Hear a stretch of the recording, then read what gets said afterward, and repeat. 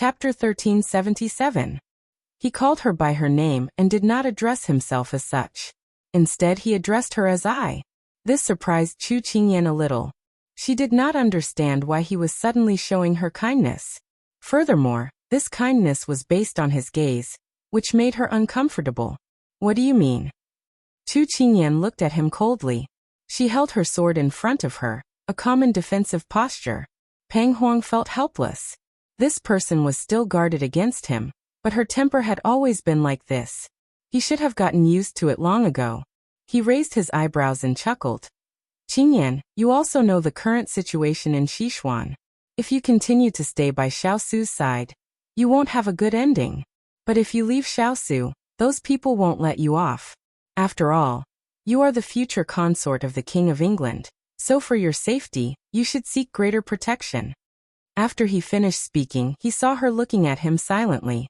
He thought that he had persuaded her, so he immediately said, Xiaosu offended your emperor. If you want to escape unscathed, there's no one more suitable than me. I'll still say the same thing. As long as you leave Xiaosu, I won't pursue your past, and will give you everything you want. Thank you for remembering my identity as the consort of the King of England. She automatically ignored the word future, then sneered. And you say it as if you know what I want. From the first time they met until now, every time he saw her, he would spare no effort to persuade her to betray the ice cube and leave with him. She was already numb to rejecting him. How could this person be so blind? She was really worried about how this person would harm the common people after inheriting the Southern Blue Throne. However, this was not within her scope of concern. Peng Huang didn't seem to understand the sarcasm in her words. He humbly and seriously asked, You can tell me what you want. I believe that I won't do worse than Xiaosu. Chu Qingyan really wanted to laugh when she heard this. How could this person be so confident that he could compare to the ice cube? A despicable person was invincible, as expected. She also answered him very seriously. What if I say that I want to stay by my highness' side? Can the crown prince even satisfy this? The smile on Peng Huang's face instantly cracked. He felt that his dignity had been severely trampled on. If it weren't for the fact that she was important to him, he wouldn't have lowered his pride and followed her. Did she know how many women in the southern blue continent would strip naked just to get his attention? This person simply didn't know what was good for her. However, he didn't know what to do with her. He was afraid that he would accidentally hurt her. Just as he was hesitating whether or not to shoot her down, Chu Qingyan saw the opportunity. A gust of wind blew, and she quickly took out a cloth bag and threw it at them. Crown Prince, be careful. An arrow pierced through the air and shot towards the cloth bag. The cloth bag exploded and the white stuff immediately scattered in all directions. When the wind blew, it blurred everyone's eyes. Chu Qingyan, who was standing in the wind, snorted and then turned around to hide in the lush forest.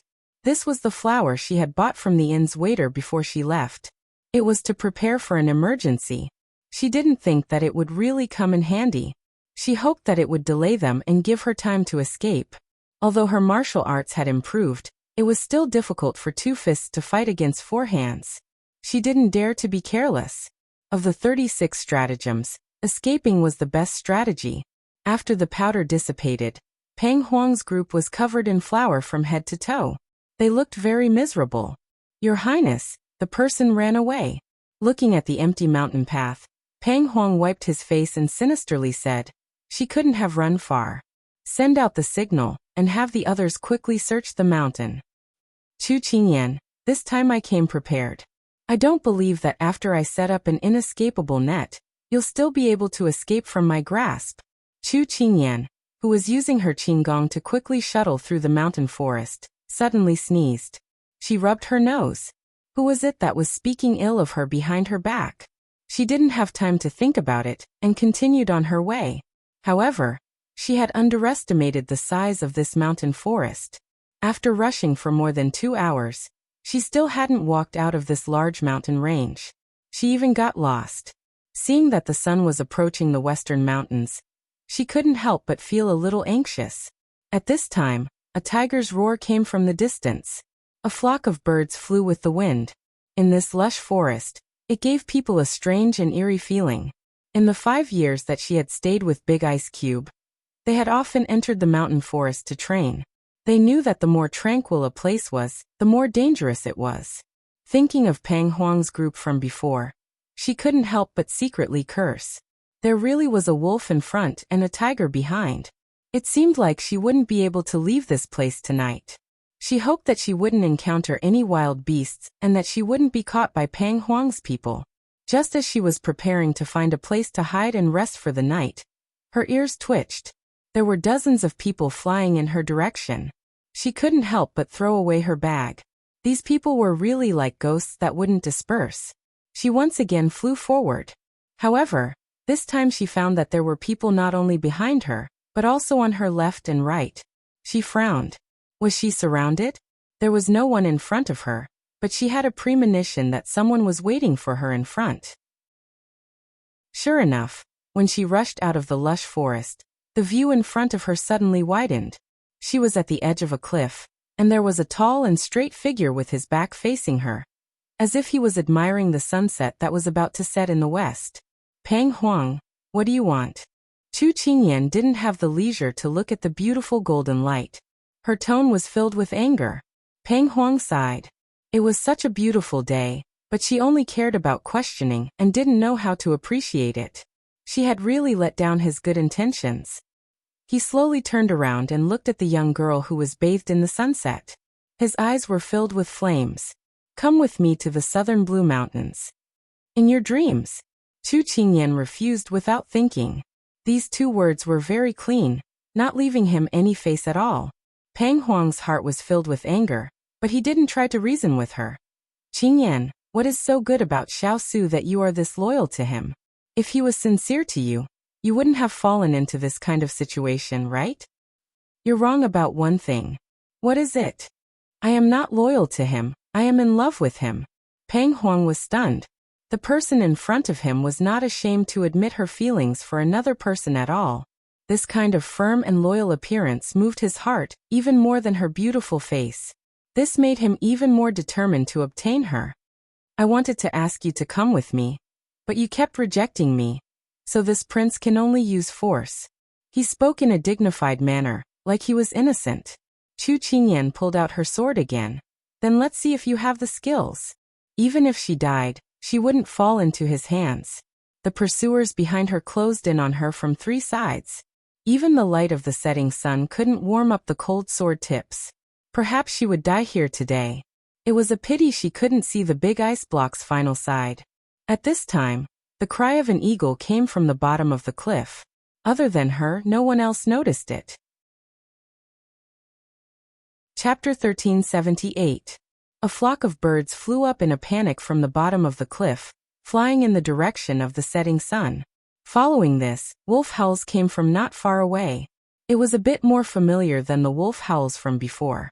The fingers holding the long sword trembled slightly, but her lips couldn't help curling into a smile.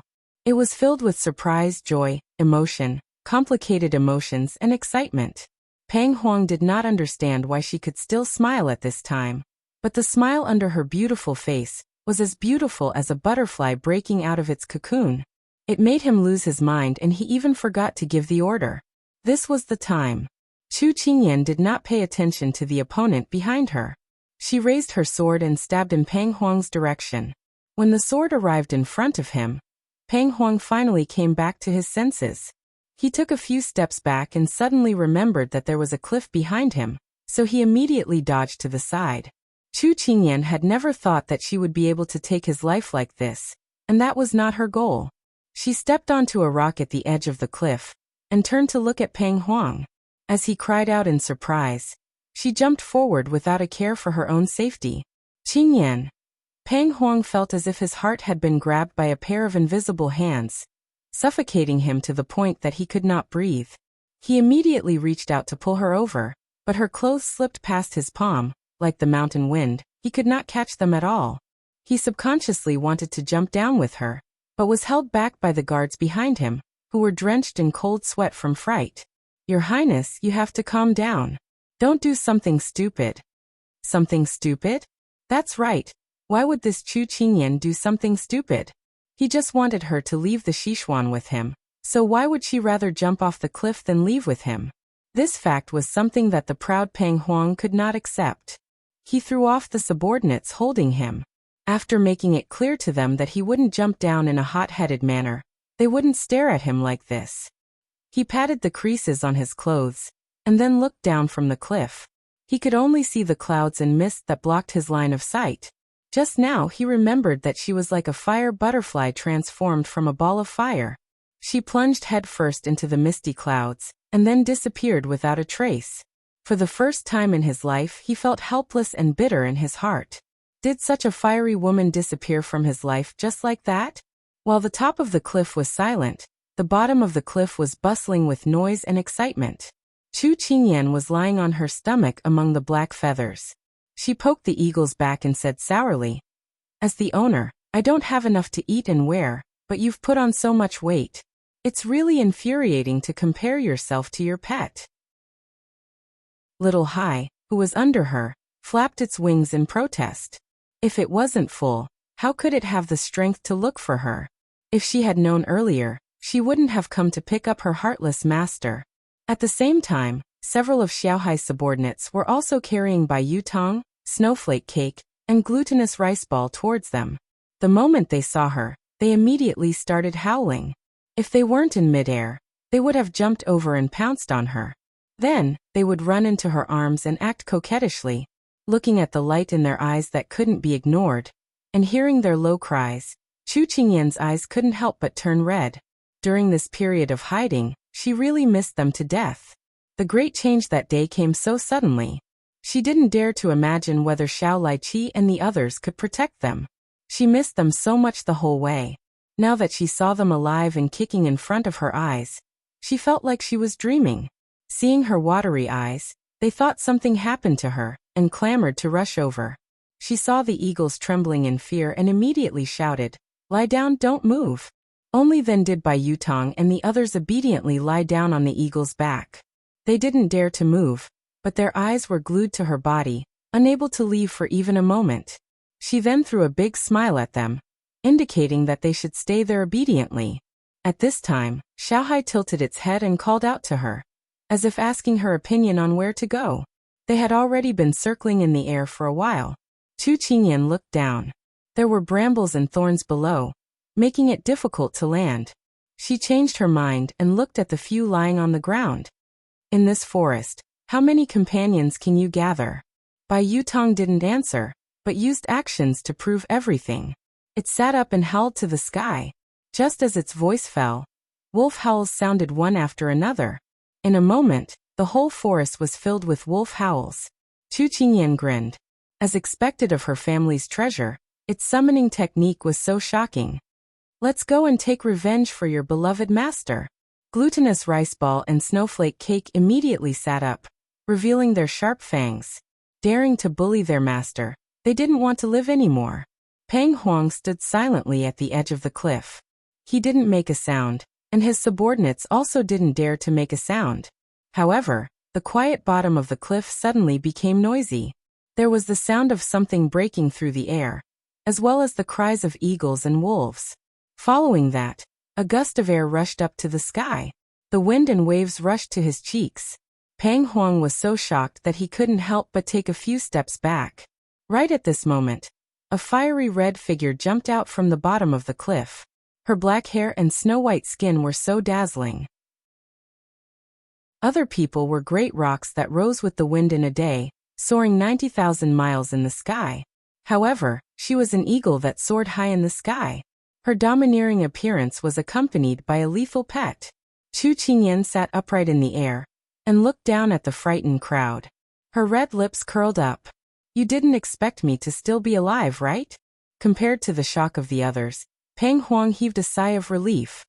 His eyes looked at her greedily, as if he wanted to imprint her appearance in his heart. When he was standing at the edge of the cliff just now, he felt as if a corner of his heart was missing. If he couldn't see her again in the future, how many surprises would he lose in life? Now that she had once again descended from the sky, his heart was filled with joy and surprise. The feeling of regaining something that he had lost was simply too wonderful. Chu Qingyan saw that he didn't answer her question. Instead, he stared at her with a gaze that she couldn't understand and even smiled. The corner of her mouth twitched. This person couldn't have been scared out of his wits by her, right? However, she had patience. The pets behind her who were protecting their master had already lost their patience. They howled to the sky and jumped from the back of the eagle into the crowd, beginning to tear and bite. Pang Huang immediately ordered people to resist. However, in the blink of an eye, dozens of fierce wolves appeared around them and pounced on them without any explanation. Not long after, miserable cries came from below. Chu Qingyan snorted softly. She had no interest in staying to watch the battle between humans and wolves. She had more important things to do. She called back Glutinous Rice Ball and the others and prepared to leave on the eagle. Pang Huang, who was in the middle of dealing with the wolf pack, saw that she was about to leave and immediately shouted, "Qingyan, you have a unique ability, so why do you still want to stay by Xiao Su's side? If you follow him, you have no future." Chu Qingyan didn't even look at him as she whispered in Little Hai's ear, "Let's go find His Highness and Father." Little C chirped happily. It turned around and flew towards the setting sun with her. White Jade Ball and the others howled at their wolf pack a few times, telling them to properly entertain these evil people who bullied their master before leaving in satisfaction. Pang Huang looked at the person riding the wind, and his heart was filled with unwillingness and jealousy. "Xiao Su, one day, I will make you crawl at my feet." Chapter 1379. In the imperial study, the Sichuan emperor was flipping through the progress of Commandery Prince Chongha's case over the past few days. The more he read, the more his brows furrowed. This was the biggest case of court officials committing crime since Xiao Su went north to deal with those corrupt officials 5 years ago. The people involved were not only court officials, but also local officials. It was like pulling grass vines. Every pull was accurate. Even the branches and leaves were pulled out. Even if the bones were broken, the tendons were still connected. Moreover, it was such a complicated mess of people. At this time, Commandery Prince Chongha was standing in front of him and bowing to ask for instructions. He undoubtedly wanted to see if he should continue investigating. The Sichuan emperor rubbed his brows and looked up at the Commandery Prince who had not spoken since he presented the memorial. His eyes darkened. "Commandery Prince, what do you think should be done?" Commandery Prince Chongha moved his shoulders and raised his lowered head. He said calmly, "It depends on what kind of result your majesty wants to achieve." "Oh, tell me, Commandery Prince." The Sichuan emperor put down the memorial and looked at him with bright eyes. Commandery Prince Chongha smiled and continued, "If your majesty wants to get rid of the parasites in the court over the years, you should find them all and not let any of them go.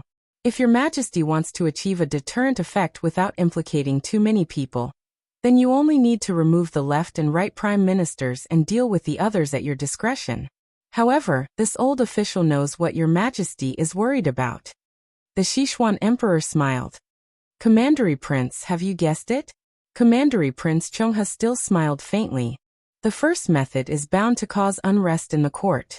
All the civil and military officials will feel insecure and will not be interested in court affairs. Also, if too many officials are executed at once, there will be vacancies and it will affect the people. The second method is more bark than bite. Although a group of people is executed, a group of people is left behind. Your majesty will be wary of them.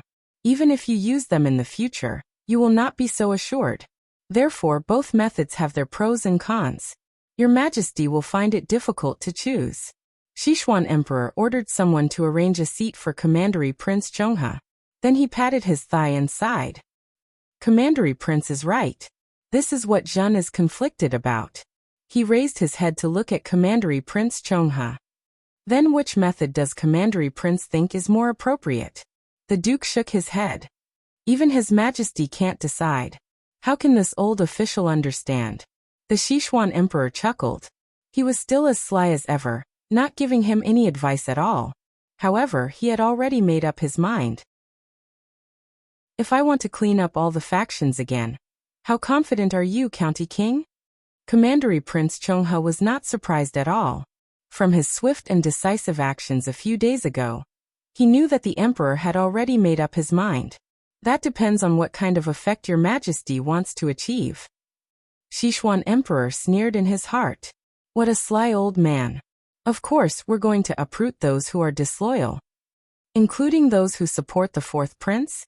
Commandery Prince Chonghe was not worried about offending the emperor at all. Sichuan Emperor looked straight at him for a while before nodding slowly.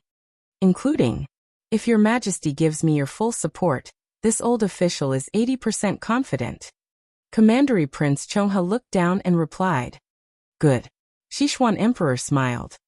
This way, when Ranner inherits my position in the future, the court will be filled with loyal and patriotic officials. It will be easier for him to take care of them. Perhaps it was because he had completely fallen out with Xiao Su.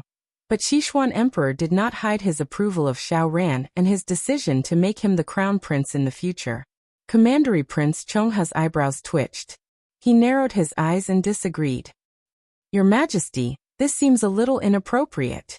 According to the Sichuan Emperor's succession since ancient times, if the legitimate son is still alive, as long as he doesn't have any moral problems, the legitimate eldest prince should inherit the throne.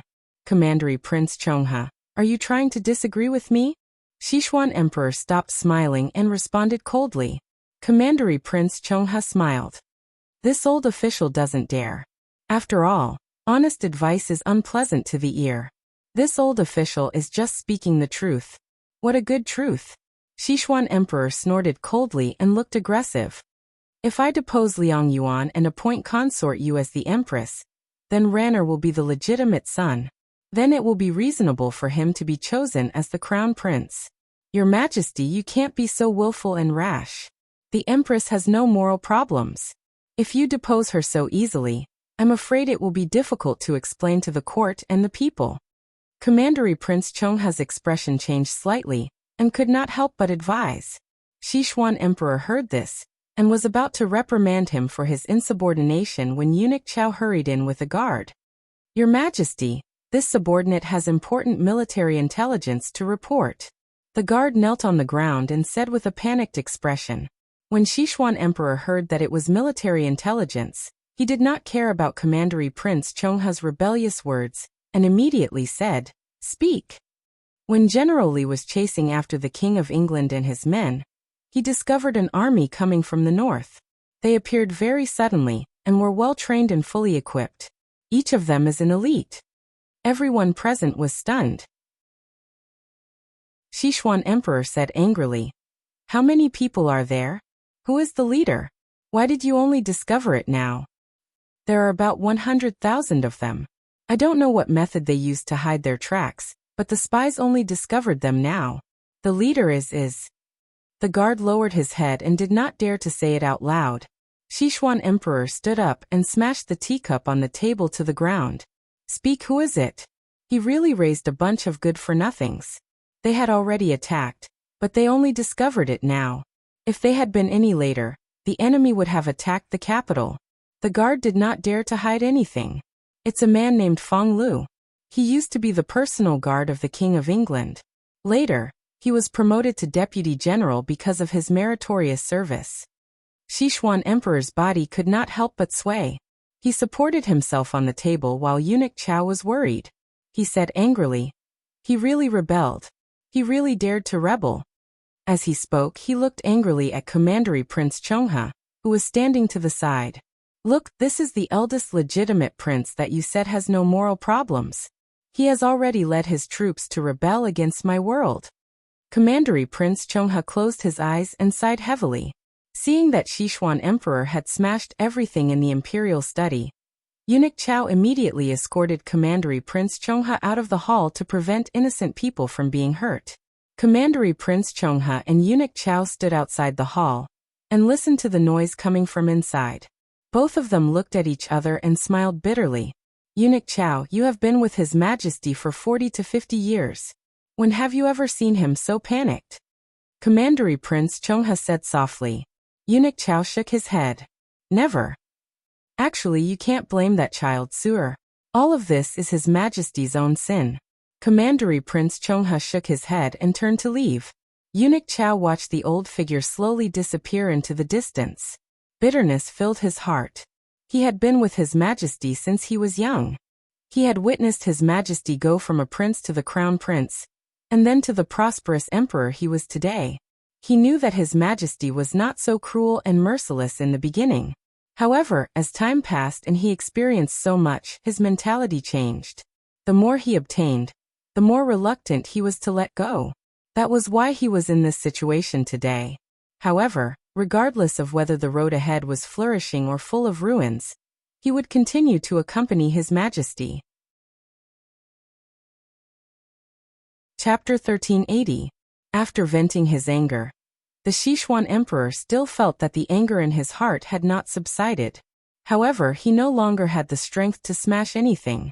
He slumped weakly on the dragon throne, as if he had just been fished out of the water, breathing heavily. At this time, Eunuch Xiao came in with tea. When he saw the pale-faced emperor, he hurried over and fanned him with a fan. He said worriedly, "Your Majesty, please calm down. Drink some tea to moisten your throat." The Sichuan emperor picked up the teacup and took a sip. His parched throat felt a little better, but his expression was still terrifyingly dark. Eunuch Xiao heaved a sigh of relief when he saw this. He hurriedly called for the servants to clean up. The palace servants lowered their heads and did not dare to look at the person sitting in the seat of honor. Soon, the imperial study was restored to its original state and quickly retreated. The Sichuan emperor's gaze seemed to fall on the table in front of him, but his thoughts were not there. He thought of the military intelligence reported by the guard today, and his gaze grew colder. Xiaosu is really going to rebel. Your Majesty, is there any misunderstanding? Eunuch Xiao asked in a low voice.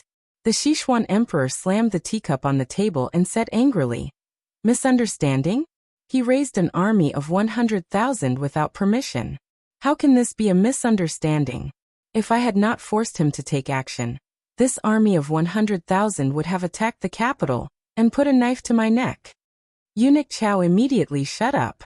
His Majesty was now in a fit of anger. It was better for him not to add fuel to the fire.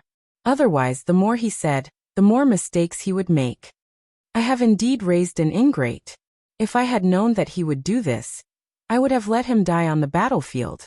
After the Sichuan emperor finished speaking, he took a deep breath and raised his hand to cover his eyes to calm himself down. Eunuch Xiao saw that the Sichuan emperor was restless and could not help but sigh. Commandery Prince Chonghe was right. If His Majesty had not forced him, His Royal Highness would not have taken this step. His Majesty could not blame others. However, this person was still His Majesty. Eunuch Xiao could not help but say, "Your Majesty, you don't have to worry about the 100,000 soldiers under the King of England's command. Our Sichuan army has hundreds of thousands of soldiers." The Sichuan emperor took his hand away and looked coldly at Eunuch Xiao. The King of England has just handed over the command of the army. Li Weiyuan had time to reorganize the army. They used to obey the King of England's command. Now the King of England's command. 3 armies. Then what should we do? Li Weiyuan has 100,000 soldiers under his command. Together with the 100,000 soldiers that I have trained for Ranner, 200,000 soldiers are more than enough. I'm afraid that his 100,000 soldiers are all elite soldiers. The Sichuan emperor twitched the corner of his mouth. He did not like his son at all, but it had to be said that it was difficult to find someone in Sichuan who could match his ability to lead troops. Xiaoji passed down the order. Let Li Weiyuan hand over the 100,000 soldiers under his command to the 4th prince, and let him take over the army. Yes, this old servant will send someone to pass down the order. His Majesty planned to let the 200,000 soldiers hold back the King of England. It would be best if they could get rid of him. If they could not, then General Li would take over with the army. In a few moments, His Majesty had made a decision. When Eunuch Xiao returned, the Sichuan emperor seemed to be talking to him, but also seemed to be talking to himself. Ranner is too soft-hearted. He admires his eldest brother, but since the incident with Chu Qingyan, he has slowly walked to the opposite side of the King of England. Now, I will give him a push and let him know that if he wants to sit on the throne, he has to step on the corpses of his loved ones. He has to walk step by step. The ruler of a country does not need kindness and brotherhood. Only a rational person who is not affected by emotions can sit on the throne for a long time. Just like him, he could break his promise to his childhood sweetheart in order to become the crown prince. He could use his wife in order to sit on the throne. As long as it was for the country, he could sacrifice anything. There was nothing that he could not do. When eunuch Xiao heard this, he lowered his head even more. These words were not for a servant like him to listen to. What His Majesty said today would definitely go in one ear and out the other. The Sichuan emperor looked at the person beside him and shook his head. This old man was like this. He knew what to listen to and what not to listen to. That was why he could live with him for so long. However, he found that there were not many people around him who could talk to him. Now he was really going to be a loner. But what did it matter? At least he guarded the Sichuan Empire and did what he wanted to do. Now what he wanted to do most was to completely eradicate the person who would destroy his empire. He stood up and slowly walked to the windowsill. He stood with his hands behind his back. His eyes looked past the layers of undulating eaves and looked at the dusk sky. His eyes were gloomy. He had waited for this day for too long. The night gradually darkened. Wang Po looked at the person sitting in the yard and was slightly worried. She turned and went into the room to get a cloak. Walking behind him, she said with concern, "Lord, the wind is rising. The dew here is heavy. Do you want to go in and rest?" Hearing this, Xiao turned and took the cloak from Wang Po's hands. He smiled warmly. "I'm not sleepy. If you are tired, go rest. Don't pay attention to me." "Lord, you have stayed for many days. This place is not as comfortable as the Wang Fu. Also, your wounds have not healed and you should receive better care." Wang Po looked lovingly and worriedly at him. "If Lord does not dislike this old servant is willing to enter the Fu with the old man to serve you." Xiao showed a grateful smile. "When you and Uncle Wang want to enter the Fu, I will have someone come to receive you. As for me..." The smile in his eyes faded. He turned to look at the grape trellis in the yard and smiled lightly. "I want to see the grapes ripen. I promised her that when the grapes ripen, I will bring her here. Now that she is not here, I will watch for her so that I can talk to her later." Now he was her eyes to see all the mountains and rivers for her. Wang Po's eyes became wet, and she almost cried. But Lord did not cry. How could she rub salt on his wounds? At this time Lin Jiangdong hurried over. She found an excuse to leave. When she turned back to look at the thinning figure, Wang Po could not take it anymore. She leaned on her husband's shoulder and cried silently. "You can't stop smiling. Did something good happen?" Xiao raised his eyebrows and looked at his confidant in front of him. Lin Jiangdong nodded and said with a smile, "Lord, this news could not be better for us. It turns out that the King of England has an army in his hands. The number is not small, at least 100,000 people. Today, this one received news that the King of England has already met up with his subordinates. Those pursuers do not dare to act rashly. Originally, we were worried that His Royal Highness would not have the ability to fight against His Majesty after handing over the command token of the 3 armies. I did not expect him to have a backup plan. It seems that our revenge is just around the corner." Xiao curled his lips into a smile. "Now you should know why this king has spent nearly 10 years and still not been able to topple this royal brother, right?" Lin Jiangdong nodded heavily.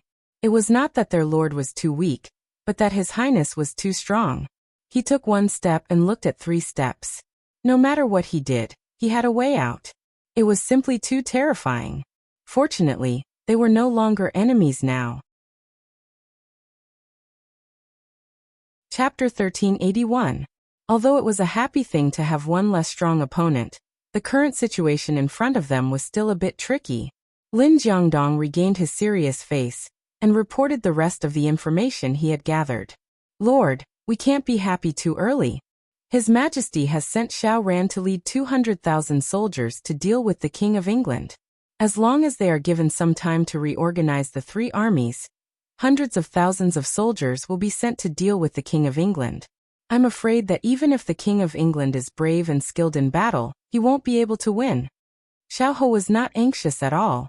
He said faintly, "Do you think the 3 armies are so easy to reorganize?" "That's true." Lin Jiangdong nodded. "This period of time is enough. If it still doesn't succeed, then we can only blame ourselves for not being as skilled as them. Xiao chuckled, then continued. Since there are reinforcements on brother's side, then withdraw our people. This king still needs people here. Lord is right. I heard that many of those who led the 100,000 soldiers were brave soldiers who had followed the King of England through fire and water. Lin Jiangdong agreed. When the King of England broke out of the palace, Lord was worried that he would be outnumbered, so he sent people to protect him secretly. Oh, so to say, the generals who had followed the eldest brother have now given up their official positions to follow him? Yes. Xiao's mouth curled up slightly. He was in a very good mood. He couldn't help but say, continue to inquire about the news in the palace. If there is any movement, report it to me. Now it wasn't just one prince who had rebelled. Even the generals who had made great contributions to Xixian had abandoned the court. Presumably, Father Emperor was so angry that his liver hurt. Hearing Lord mention the palace, Lin Jiangdong remembered something. His Majesty's health has been unwell recently, and the Empress' freedom has been restricted. From now on, the palace is under the control of Consort Yu. The informant reported that there has been a change in the imperial physicians in the imperial hospital. The old imperial physician who used to take His Majesty's pulse has retired.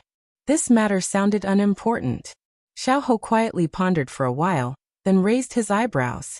He raised his hand to touch his chin, then said with a faint smile, "This king is thinking that imperial father's health is not well. As his son, this king should go into the palace to visit. Lord is such a filial person, he should go to His Majesty to show filial piety." Lin Jiangdong followed his words, but his smile was slightly cold. Xiao put down his hand and stood, a faint smile at the corner of his mouth. Teacher is right. This king should go and see what imperial father, who has been attacked by the recent events, is like now. He was being tortured by hatred. How could the culprit who had caused all this be let off scot-free? He couldn't wait to see what kind of face the person who had been harmed by his own stubbornness would have. Go arrange it. This king will go into the palace tomorrow. Yes. The summer wind rustled through the forest. Flocks of mountain birds occasionally flapped their wings and took flight from the lush foliage. In the boundless plains, soldiers in black armor stood tall like pine trees. They were neatly arranged in rows and were in the middle of training. Their hums were deafening. Not far away, there was a military camp made of tents. In the largest tent, there were soldiers in armor standing or sitting.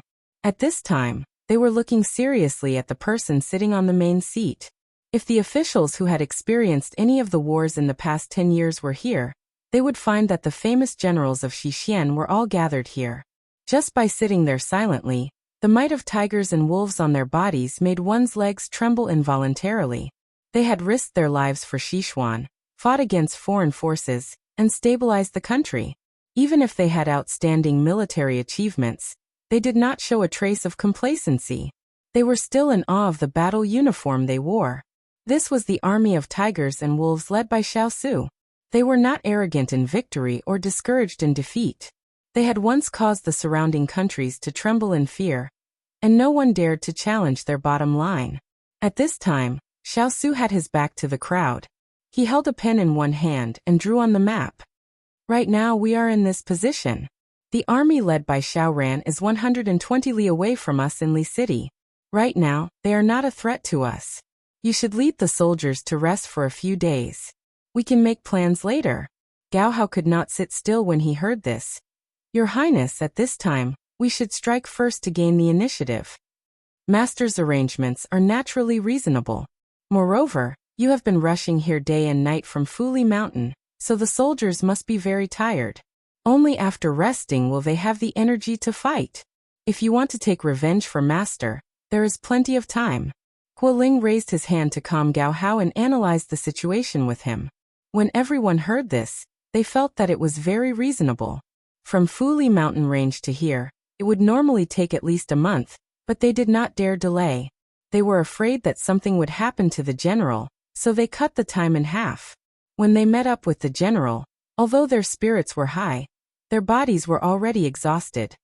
All right, you can go and make the arrangements. After Xiao gave the order, The generals did not say anything else. They really did need a good rest, so they cupped their hands and left in an orderly manner. Only the cavalry masters of Xiao cavalry were left in the tent. At this time, Ethereal quickly walked in from outside and said to the person at the head, "Master, water spirit is back." Everyone revealed happy expressions. Even Xiao Su, who had been tense the entire time, revealed a faint smile. "Let her come in and report." As soon as he said this, Water Spirit was helped in by someone. "Water Spirit, you're injured?" Hualing was shocked. Water Spirit helplessly nodded. "It's just an arrow in my left leg. But it's fine, it's already been pulled out. It's just that it's a bit inconvenient for me to walk." Everyone let out a sigh of relief. However, when Water Spirit turned to look at the person at the head, she waved away the subordinates supporting her and knelt down to beg for forgiveness.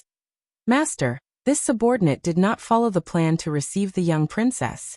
At the time, someone attacked this subordinate's group, and this subordinate was forced to leave to avoid the pursuers. After that, this subordinate lost contact with everyone. This subordinate did not do a good job. Please punish this subordinate, master." In the Xiao cavalry's code of conduct, no matter what the reason was for their failure, they would not find excuses for themselves. If they did a good job, they did a good job. If they did not do a good job, they did not do a good job. It was because of this strict discipline that the Xiao cavalry became the organization that everyone feared. As soon as Shui Ling returned, she inquired about the whereabouts of the little princess and learned that she had yet to return. So when she faced her master, she felt extremely guilty and couldn't wait to take her sword and slit her throat as an apology. However, when he saw Shui Ling come in alone, Xiao Su's eagerness to see her suddenly cooled. Although he was very disappointed, he knew that Water Spirit had done her best. Leaving the capital this time, it could be said that there were dangers and surprises that exceeded his expectations. Chapter 1382. Xiao Su raised his hand to have someone help Water Spirit up. His expression did not change as he said in a deep voice, "Ben Wang knows the situation is critical, so Ben Wang does not blame you. Now is the time to use people. Later, go down and let Ethereal examine your injuries." With just a few words, he reduced his subordinate's guilt and reignited her fighting spirit. This was Xiao Su's way of using people. He was clear about rewards and punishments and knew how to move people's emotions. Water Spirit nodded heavily. Not only did Master not blame her for not finding the little princess, he even assured her that she would not be left behind in the following mission. This made Water Spirit very moved. Without another word, she left with Ethereal. Xiao Su swept his eyes over the people in the tent and waved his hand. "You guys can leave as well." He needed to calm down. There was still no news of the little fellow that he was worried about. Although he was anxious, there were still the soldiers he followed here. He could not let his emotions affect them. Turin and Hualing looked at their master, who was holding his forehead in loneliness. As long as the little princess was not found, their master would not be able to calm down. It was their fault for losing the little princess. Now that there was no news of her whereabouts, they did not dare to say anything else to add to their master's worries. They tacitly retreated. At this time, on the other side of the mountain, in a corner of the dense forest, a few snow-white figures were jumping around. They held wooden branches or firewood in their mouths and handed them to a handsome young man. Then they began to search around. When they passed by a huge eagle, they glared at it in disdain. It did not do anything and still wanted to eat good food. Shameless. That eagle did not pay attention to them at all. It lowered its head and combed its feathers as if its feathers were the softest outer layer in the world. Feeling the other party's disregard, the snow-white figures almost fought with it. Fortunately, the youth stopped them in time. He stuffed a large piece of roasted meat into their mouths to stop them. The youth was Chu Qingyan. She was speechless as she looked at them who did not see eye to eye with each other. They would only be united when they were eating or teaching the enemy a lesson. But seeing them rolling around in front of her so happily, she felt incomparably at ease. It would be great if Big Ice Cube was here. She didn't need to do anything. He could make these beasts obedient and not cause trouble. After eating and drinking to its heart's content, Little Sea shook its wings and flew into the sky. Ever since it started following its master, it had developed a good living habit, which was to digest food after meals. Chu Qingyan was also used to it going out for a stroll. At this time, the most obedient glutinous rice ball rolled on the ground, and then rolled into her arms. Stroking its furry head, she couldn't help but ask, "Glutinous rice ball, do you miss His Highness?" Glutinous rice ball whimpered in her arms. Mistress must be thinking of His Highness. In fact, it didn't just miss His Highness. It also missed Old Master and Old Madam. It didn't know when it would be able to see them again. As if they felt their master's longing, Bai Yutong and Xiao Cake also stopped fooling around and came over. They squatted in front of her and shook their heads, licking her fingers and face from time to time, trying to make her happy. These black eyes were filled with concern and comfort for her, making her very touched. She couldn't help but reach out to hug them. "Thank you. Thank you for not leaving me at this time, for protecting me, for comforting me, for giving me someone to rely on, and for giving me the motivation to move forward." As if they knew what their master was thinking, the three of them happily licked her face, smearing her face with saliva. At this moment, a black dot swooped down from the sunset sky, and it kept calling out to him. At first, Chu Qingyan thought that Little C was jealous of these beasts acting spoiled and cute in her arms. But when Little C landed, it didn't even bother to look at Bai Yutong and the others. It kept calling out to her towards the south. Only then did she realize that something was wrong. "What's over there?" Chu Qingyan walked in front of Little C and asked in a low voice. Little C barked a few times, and then took out the fluorite cloud from her neck. Chu Qingyan looked down at the fluorite cloud hanging on her chest. This was given to her by the big ice cube on her birthday when she was 10 years old. These days, every time she missed the big ice cube, she would take it out to have a look. At this time, she had a flash of inspiration and stared at Little C in front of her in disbelief. "You found His Highness' trace?" Little C arrogantly glanced at the three beasts next to it, then nodded proudly. She was pleasantly surprised. She hugged Little C's neck and jumped up and down in place. Little C helplessly rolled its eyes, messing up its beautiful feathers. But seeing that its master was so happy, it didn't care about it this time. So with Little C leading the way, Chu Qingyan took Bai Yutong and the others and walked quickly through the forest in the afterglow of the setting sun. When she thought that the big ice cube was on the other side of the mountain, she couldn't suppress her excitement. She raised her qinggong to the extreme, and couldn't help but want to see him as soon as possible. The few that were following her sensed her emotions, and ran even faster. That feeling of being reunited with her family was too wonderful. Standing at the top of the mountain, it was already time for the sun to set and the moon to rise. When she saw the tents that stretched to the end of the field, Chu Qingyan's eyes filled with tears. She had finally found them. She didn't care about her excitement as she brought the beasts with an unstoppable momentum and flew down from the top of the mountain. Thus, the Earth Spirit and Fire Spirit who were patrolling with their troops saw a few snow-white figures rushing towards them from afar at lightning speed. What made them unable to shift their gazes away was that the person in red at the very front was like a firework approaching them at a rapid speed. They stared in that direction like wooden chickens, completely forgetting to react. "Two sirs, there is an unknown person heading in our direction. Should we shoot?" A small general discovered the enemy in front of them and immediately ran over to report. As soon as his voice fell, 2 chestnuts fell off the small general's head. Hualing fiercely said, "Shoot what? That is master's treasure. Can you afford to take responsibility?" Turin nodded. "That's right." At this time, Glutinous Rice Ball and the others smelled a familiar scent and brought their master in front of Hualing and Turin. "Long time no see, where is your master?" "Master is in the stream in front of us." Hualing unconsciously replied. The person who just stepped on the ground turned and quickly flew in the direction Hualing pointed. Her ink-black hair spun in the air as she elegantly left. "Bathing." When Hualing finished speaking, there was only air left in front of them. "Two sirs, the general is bathing. Should we send someone to stop that little brother?" That small general received another 2 chestnuts. Hualing took back his hand. "Stop what? That is master's treasure. Can you afford to take responsibility?" Turin continued to nod in agreement. That's right. Thus, after receiving the order, the soldiers could only watch as the woman, 3 wolves, and 1 eagle charged into the barracks unimpeded. Then, they could only watch as they disappeared before their eyes once again. Chapter 1383. Along the way, Chu Qingyan clenched her fists tightly. Her heart was thumping furiously.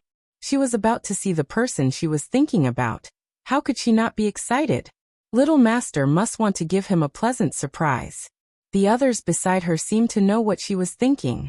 They didn't make a sound as they escorted her forward. There was a stack of clothes on the shore, and there was a faint sound of water splashing coming from the stream.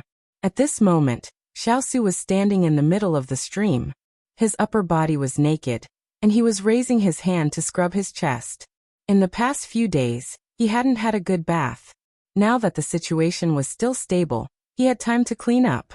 In fact, because he missed her too much, he needed cold water to calm down. The leaves rustled, and he heard a small sound coming from the air. He frowned. When he was emptying his mind, it seemed like something had broken in.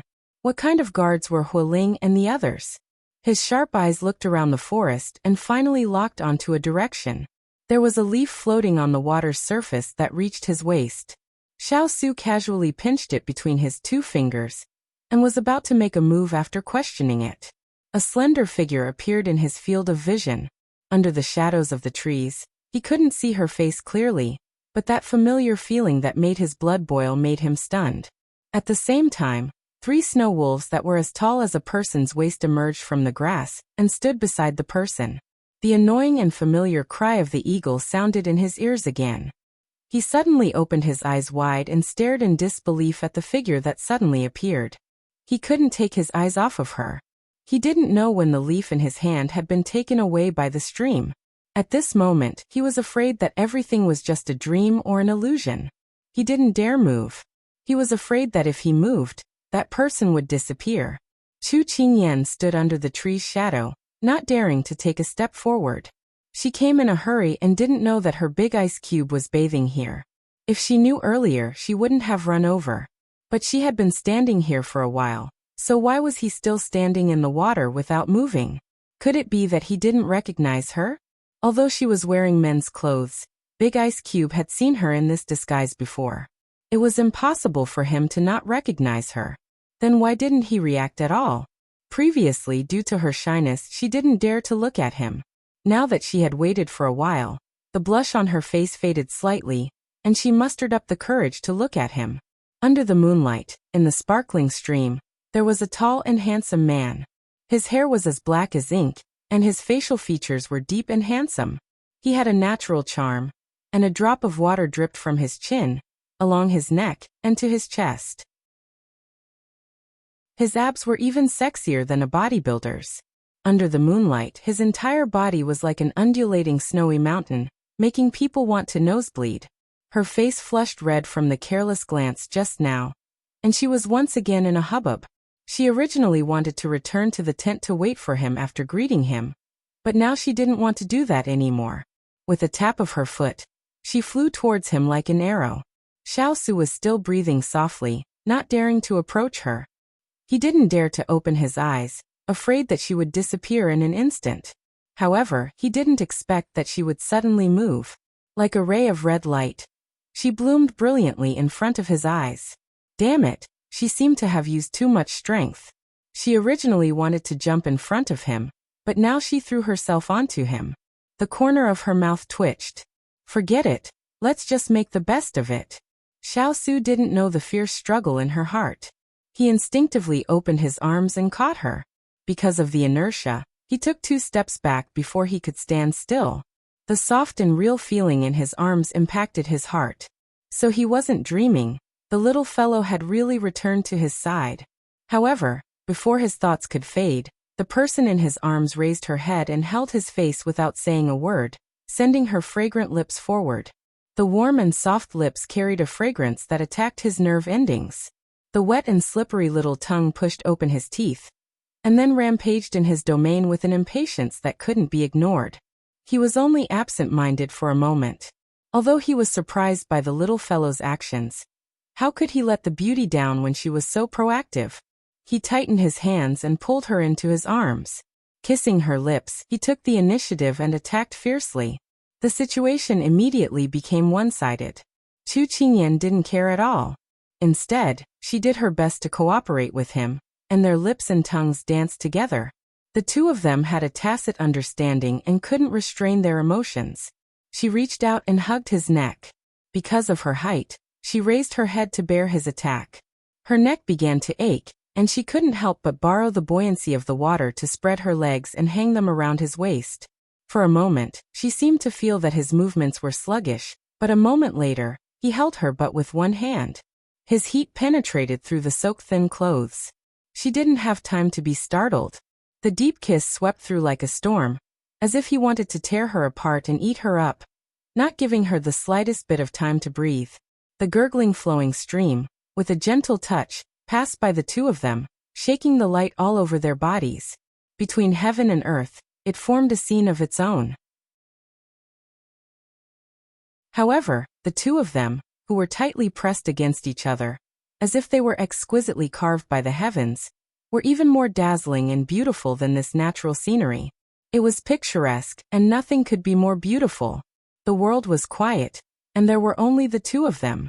It was as if just like this, they could kiss until the end of time. If it wasn't for the fact that she couldn't breathe, Xiao wouldn't have reluctantly left her lips. Her snow-white skin was covered with a layer of rouge, and her red lips were even more vibrant. His eyes couldn't help but become even darker. She opened her eyes. The person she missed day and night was right in front of her. She couldn't help but raise her head and caress his face. Her eyes curved as she spoke of her longing. Big Ice Cube, I missed you so much. In a lover's world, every word, every action, was a catalyst for emotions. Xiao hugged her even tighter. He lowered his head and pressed against her forehead. He said hoarsely, I missed you too. In the end, he added in a low and hoarse voice, I missed you very much. She couldn't help but curl her lips. The joy and pride in her heart were like overflowing syrup, and she couldn't stop it. Although the weather was still very hot, they were in the mountains after all. Afraid of the cold, Xiao buried his head in her shoulder and said, Let's go ashore first. She didn't mind and responded. Then, just as he took a step forward, his body instantly stiffened.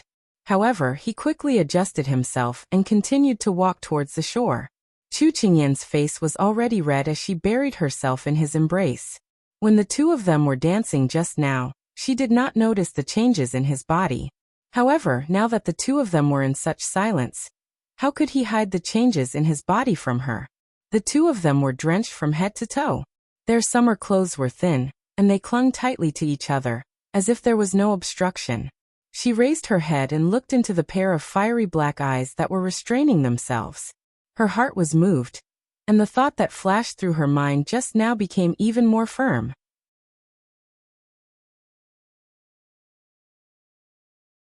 Chapter 1384.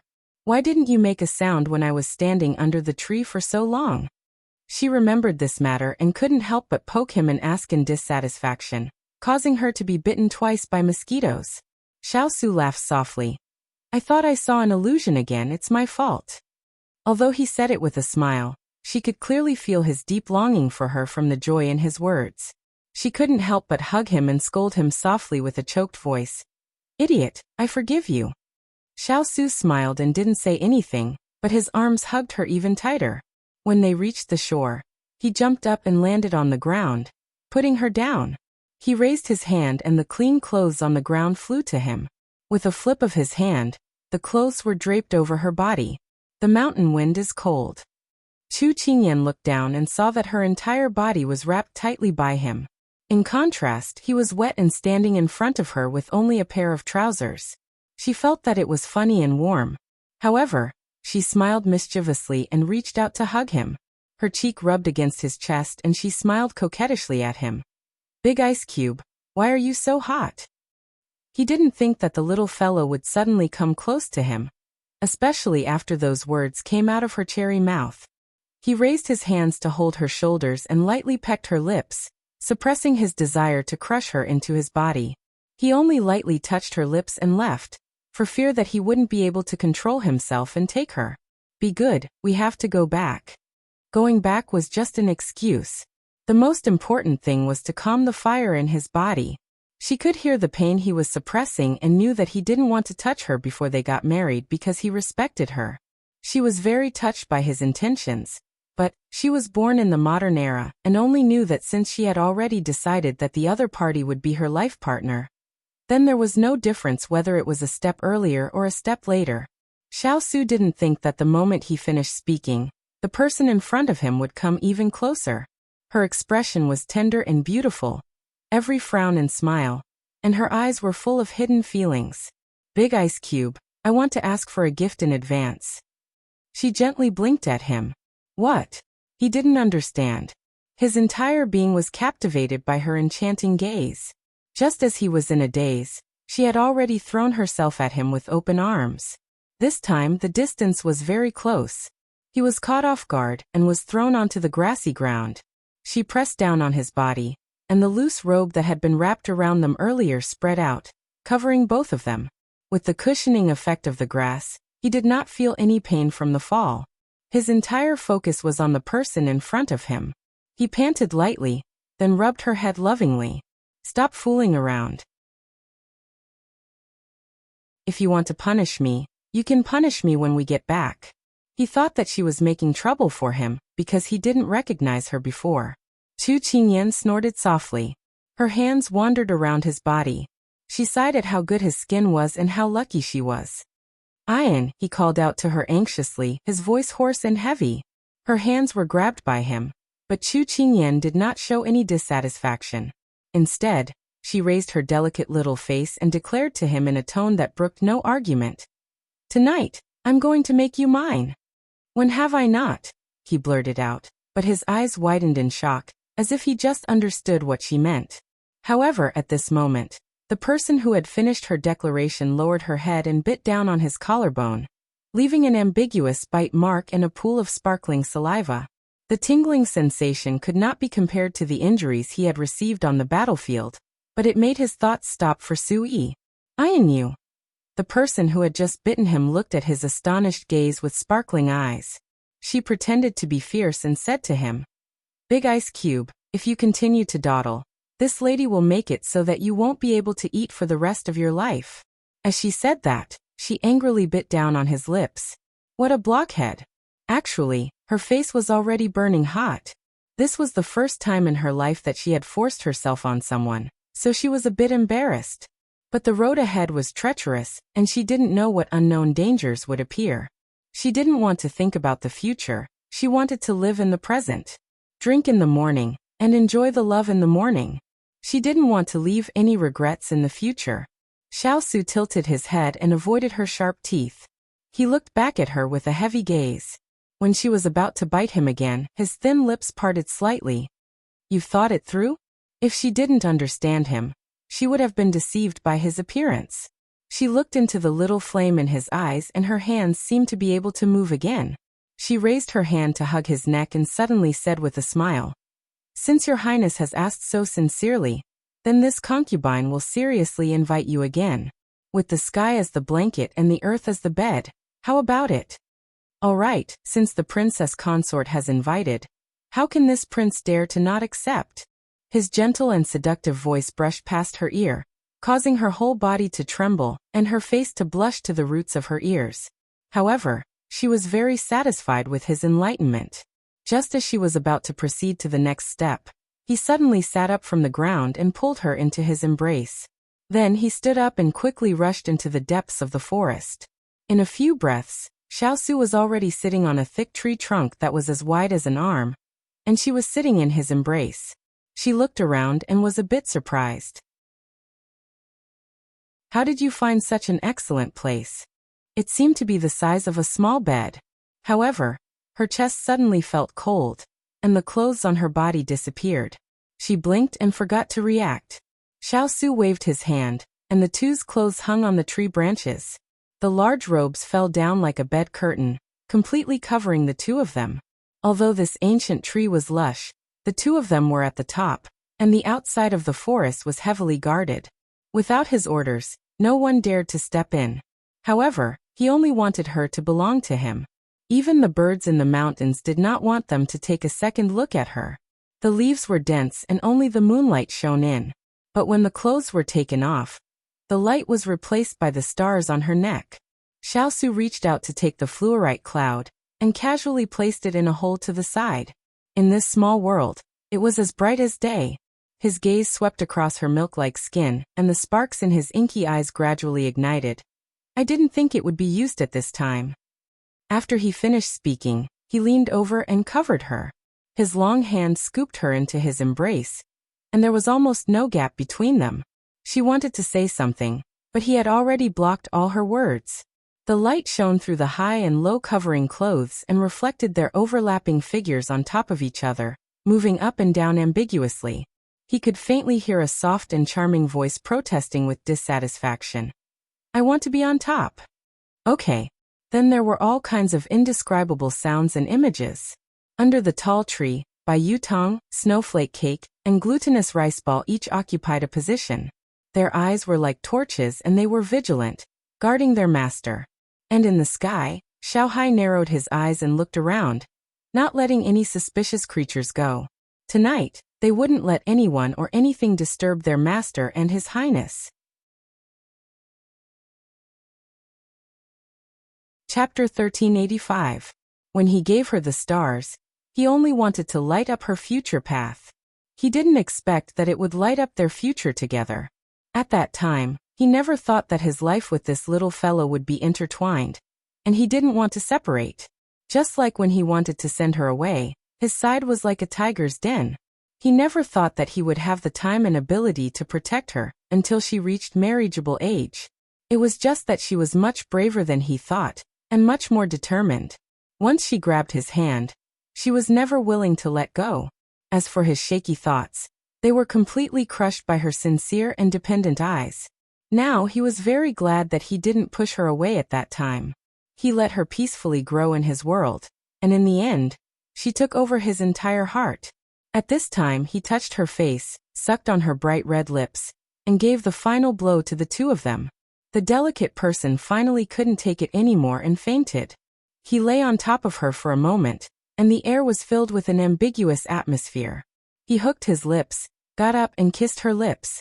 Then he wrapped the clean clothes on the tree trunk around her body. Finally, he took her into his arms, carefully protecting her as if he was holding a rare treasure. Actually, she was the apple of his eye. When they were entangled together, he had already checked her body. She wasn't injured, so his hanging heart finally relaxed. They hadn't seen each other for nearly half a month, so he didn't have time to take a good look at her appearance. Now he used the light of the fluorite cloud to look at her face, greedily using his eyes to trace every inch of her skin. No wonder the ancients said that an inch of lovesickness leads to an inch of ash. Before she returned to him, he only felt the torment in his heart. But at this moment, the person he missed was in his arms, quiet and obedient like a kitten. He felt that he suddenly had the entire world from nothing. This feeling was strange and made him greedy. Imperial Father was wrong. It wasn't that he felt satisfied when he sat on the world, but when he hugged the person he loved, he felt that his life was truly complete. When his fingertips touched that smooth jade skin, he almost couldn't control himself. His emotions were like a tide, and he couldn't help but cover the delicate petals again. Chu Qingyan was awakened by a kiss. To be more precise, she was awakened by holding it in. She opened her eyes and was a little confused. She didn't know what day it was. However, she didn't know that her half-asleep and half-awake appearance was an irresistible and fatal attraction to a man who had just had his first taste. And Xiao did the same. Thus, as soon as she woke up, she saw a handsome face magnified in front of her eyes, and then took away her breath in minutes. The previous round had already consumed more than half of her strength, and now she had no strength to push him away. She could only use her remaining strength to wrap her arms around his neck, and then let him turn her over and over like this. Sure enough, the evils brought upon themselves were the hardest to bear. She just wanted him to truly become her man, and she didn't want to have any regrets in life. However, she had underestimated his battle prowess. How could a person who could single-handedly fight against dozens of fierce cavalry without taking a breath for an entire morning be satisfied with just a meal of meat? A person who had tasted the word love for the first time would want more. Once he got entangled with her, he wasn't willing to stop. Perhaps it was because the two of them had been separated for too long, and too many things had happened during this time, but everything had already spiraled out of control. Facing his subordinates, he could only suppress his inner emotions. Now the person in front of him made him completely relaxed. There were thousands of words in his heart, but they were all put into action. The more strength he used to squeeze her into his body, the more intense his love was, and the more affectionate the words he wanted to say. At this time, silence spoke louder than words. Chu Qingyan was floating in the vast sea. Although he didn't say anything, and she didn't ask, the moment they met each other's eyes, she already knew how much pain he was suppressing in his heart. That was why she allowed him to do whatever he wanted when he couldn't stop himself from doing what he wanted. But in the end, she couldn't help but want to beg for mercy. He stretched out his arm and pulled her into his embrace. Leaning close to her ear, he smiled naughtily. Who was the one who said she wanted to be on top? How about this king satisfy you? She immediately retreated. What kind of joke was this? Just last time, she had almost broken her waist. It wasn't that she was too weak, but that this one in her family was too fierce. She couldn't endure it. However, the sky and earth spun. When she opened her eyes again, she wanted to cry but had no tears. This concubine can't do it. Before she finished speaking, she couldn't help but let out a series of low gasps. She didn't even have time to complain in her heart, because her body and mind were completely occupied by him. Her back was still covered with the clothes he had put on before. At this time it hung down, covering their naked bodies, one sitting and one lying down. In front of her eyes were bewitching eyes, looking at her passionately. It was like a ship's lantern on the sea, swaying in the wind. At this time, she tried her best to concentrate, but in the end, she could only follow the swaying black hair and fall into the undulating waves. Until the very end, she felt sweat dripping down. A sentence flashed through her mind. No wonder old friends used the phrase "the joy of fish and water" to describe this kind of love. His blood was boiling and his body was full of energy, but he had been restraining his movements.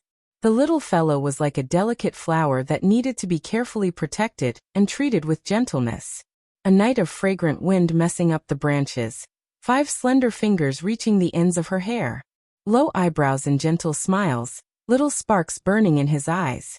Light and slow twirling, gentle and soft, charming eyes like silk flowers. A garden full of colors, but not as delicate as a wife's cheeks. The night wind blew, the forest insects chirped, the mountain streams flowed, the moonlight shrouding the beautiful scenery. The entire mountain gradually fell into a deep sleep under the hazy moonlight. Only the wolf that had been hungry for a long time, wanting to taste the marrow again and again, not knowing how to be satisfied. From the moon on the treetops to the dawn, she didn't want to recall what she had experienced. At this moment, she just wanted to have a good sleep. After exercising for a whole night, her body was sticky. Xiao Su carried her and jumped into the stream to wash her carefully. During the process, he couldn't help but have sex with her once more. After that, he simply cleaned himself up, and then returned to the temporary small cloth house. At this time, Chu Qingyan didn't even have the strength to roll her eyes at him. After eating for so long, he should have eaten enough. Why was he still staring at her so hungrily? Xiao Su gently took her into his arms and patted her back to coax her to sleep. She had been on the road for days, so she must be tired. He also tossed her around for an entire night. He also knew that he had asked too much, but he didn't regret it. He only felt that their hearts had never been so close. But tomorrow morning, he had to admit his mistake. The last time he made the little fellow cry. For the next benefit, his attitude must be sincere. Chu Qingyan didn't know that the person in front of her was so two-faced and deceitful. After she fell asleep, he also leaned against the tree trunk and closed his eyes to rest. But his hand holding her tightly did not loosen. If there was a first time, there would be a second time. Since he had already started eating, he didn't need to be afraid that he wouldn't be able to eat it again. For this undefeated god of war Tonight's night was more beautiful than any night he had spent before. It was simply incomparably beautiful. Chapter 1386. Achoo! Hualing gave a heavy sneeze and woke up with a start. His neck felt uncomfortable when he moved, so he couldn't help reaching out to rub his shoulders and neck. Then he gave a yawn and looked at the forest not far away, asking the person beside him with a puzzled expression. Master and the little princess have been by the stream for an entire night. Why haven't they come out yet? Turin bit a blade of grass, and was currently looking at the sunrise on the horizon with narrowed eyes. The bright red gradually dyed the white clouds in the sky, making people feel awe towards this world. Hearing Hualing's words, he casually replied, "It wasn't easy for the two of them to reunite, so they naturally have a lot to talk about.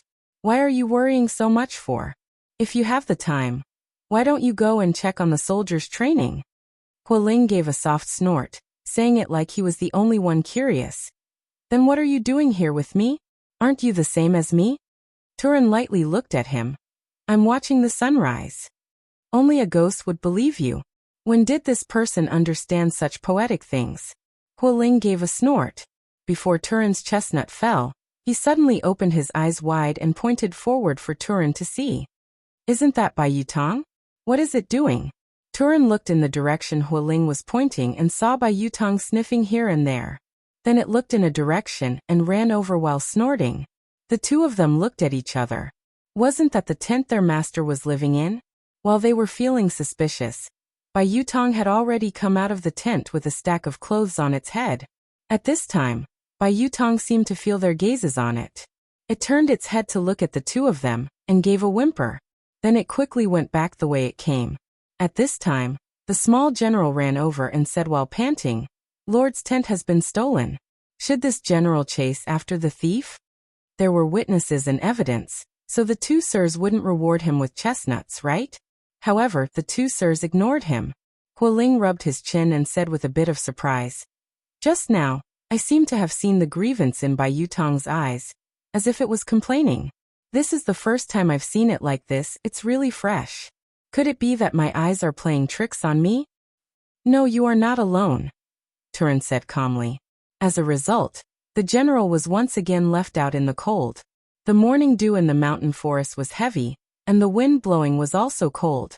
Chu Qingyan woke up to a gust of morning wind, but she did not feel cold, because someone was already helping her dress. Her whole body was sore and weak, and she was too lazy to move. She just watched in a half-awake state as the person in front of her seriously helped her put on her clothes and seriously took advantage of her. She didn't even have the strength to roll her eyes, but she couldn't stop the flush on her face. After slowly helping her put on her belt, Xiao quickly put on his clothes. At this time, Chu Qingyan looked down at her own clothes. She had brought them from her bag, but she remembered that his clothes had already been ruined by them last night. How did he still have clothes? Seeing that her gaze had been on him for a long time, Xiao quickly understood. He tidied up his clothes and hugged her again. Only then did he explain to her, "I'll have Bai Yutong bring them over from the tent." Xiao was never polite to the followers who sent him around. At the same time, her sharp eyes picked up a snow-white wolf fur from his shoulder. Then she blew it off and curled her lips at him. "Why didn't you have your people bring them over?" "I don't want people to disturb our two-people world," he honestly replied. Hearing this, she couldn't help laughing. She raised her hand to poke his chest. When she touched his clothes, she couldn't help missing the elastic abs from last night. "After not seeing each other for a few days, your mouth seems to be smeared with honey. You really know how to talk. Do you want to try it?" he asked in a low voice by her ear. She immediately became alert and wanted to shake her head, but the other side had already pressed down, not giving her any chance to refute. So the previous question was just a formality. He was already determined to do it. In the end, when the two of them separated, their clothes were already messed up. The sun is about to rise and you're still messing around? If your subordinates see this, your tall and mighty image will definitely be smashed to pieces. She blushed as she hurriedly tidied up her clothes. During this time, she angrily glared at him a few times. Xiao rubbed his nose. He had already seen what he needed to see last night. This little fellow was really too shy. Last night, Ian, you were the one who took the initiative first. He wrapped his arms around her body and leaned his head against her forehead as he complained in a low voice. Her cheeks turned warm as she pulled out his hand from under her clothes. She gave a soft cough and looked at him. Who was the one who didn't let go in the end? Although she was the one who took the initiative, there was a large difference between men and women. After she took the first step, she was counterattacked by him. Actually, he was a wolf in sheep's clothing. His mouth said no, no, no, but his body was very honest. As if he could feel her silent criticism, he gave a low laugh. His voice echoed in her ears, making her unable to resist it at all. The princess consort is too delicious. This king can't eat his fill. These words successfully turned her from a pink peach to a red braised crayfish. She gave a shy smile as she gave a soft snort. I think it's the Lord's appetite that is too big, and this concubine can't feed his fill. After saying this, she suddenly felt like their topic was so dirty. Could it be that after taking that step, she had thrown away her modesty? When he was about to kiss her again, she immediately reached out a finger to stop him. Who knew if he would continue to ask for more? When the little fellow puffed out her cheeks and leaned into his embrace, complaining that her entire body was sore and she couldn't move, Xiao knew that he had been a bit too harsh. But this was the first time in his life and the person he doted on the most, so no matter how much he restrained himself, he couldn't completely control himself. After all, when the feelings were deep, he couldn't control himself. He touched her face and promised not to touch her again, letting her rest for a while. She had been drowsy just now, but now that she was really going to sleep, she couldn't fall asleep. She couldn't help grabbing his hand and intertwining her fingers with his. Not only were his fingers slender, the joints were clearly defined, and they were also white. The tips of his fingers were a bit pink, as if they were decorated with flower petals. It was so beautiful that it made people jealous. It was simply infuriating to compare oneself to others. She couldn't help wanting to pull her fingers out. However, the fingers that allowed her to play around suddenly tightened. Their 10 fingers intertwined, not letting her pull away. Feeling the tender affection, she couldn't help curling her lips as he played with her fingers.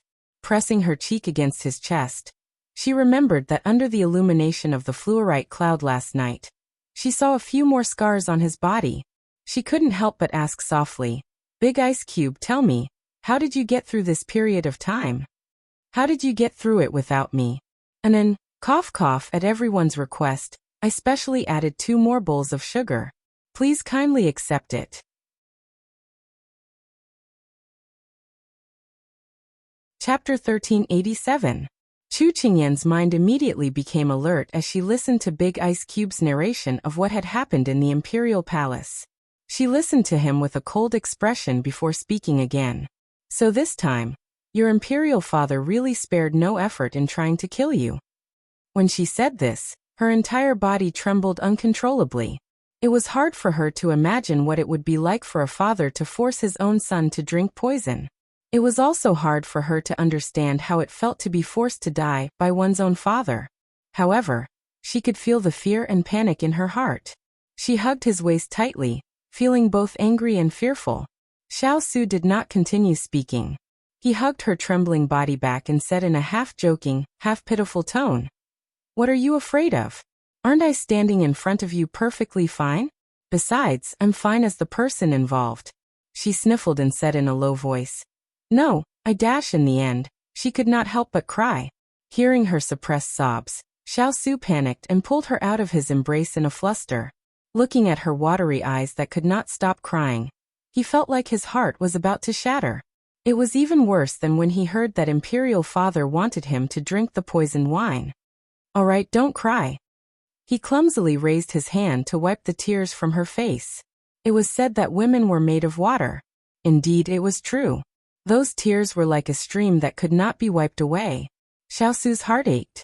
In the end, he kissed her eyes until she choked and stopped crying. Sorry, I just thought about what I would do if you drank that cup of poison. I can't live without you. She hung her head and kept rubbing her eyes. She was like a kitten that had been abandoned by the roadside, helpless and lonely. After he heard this, his heart almost melted. He reached out to pull her back into his embrace and comforted her softly.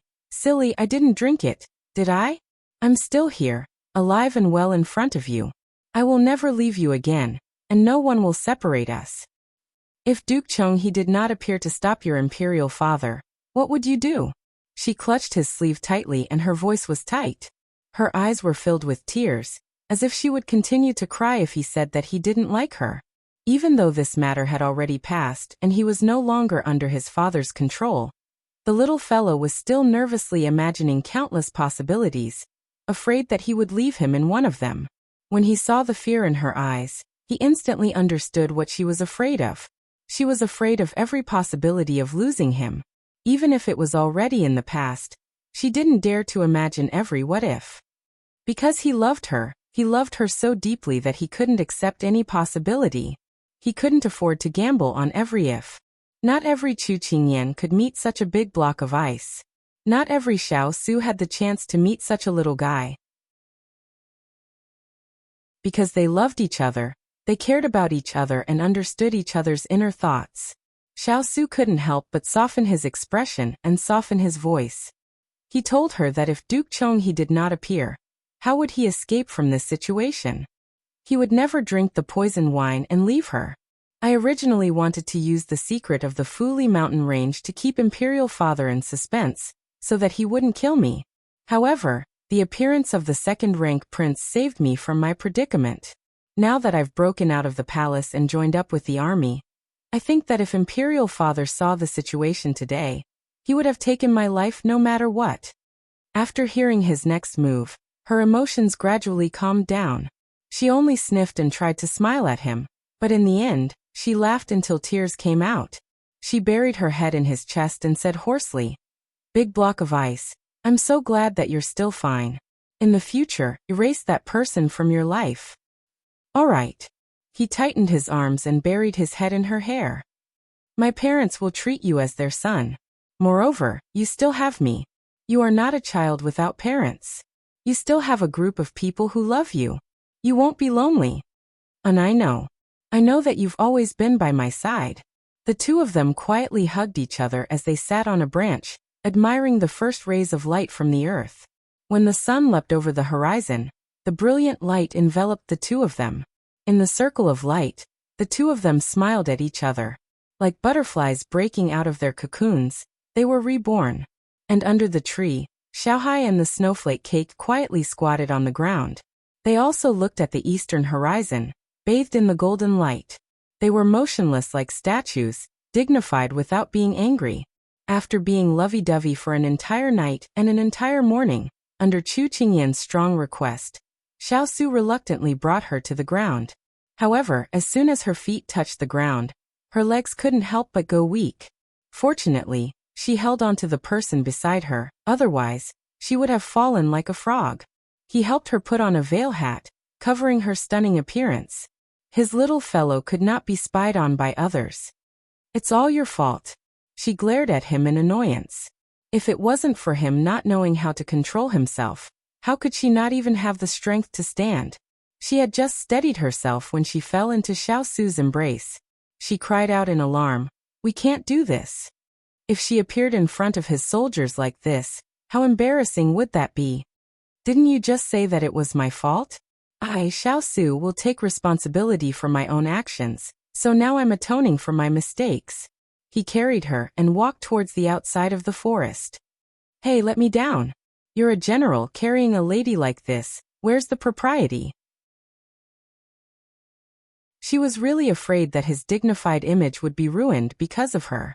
In ancient times, women were not allowed to follow the army. But her family's big ice block, carrying her into the camp openly like this, she didn't care, but she was afraid that this would affect the soldiers' morale. Moreover, it was at this crucial moment. Whether or not it would cause a commotion, she had to eliminate this possibility. Big Ice Block had always been used to doing things his own way. He could ignore it, but she couldn't not consider it for him. "You are my woman, my wife for life," he said resolutely. This was his person, so what was there to be afraid of others saying? But the person in his embrace struggled fiercely. His heart ached that she was so tired last night, so he could only give in. But no matter what, he had to carry her to the edge of the forest before he was willing to let her go. Knowing that this was already the biggest concession he could make, she readily agreed.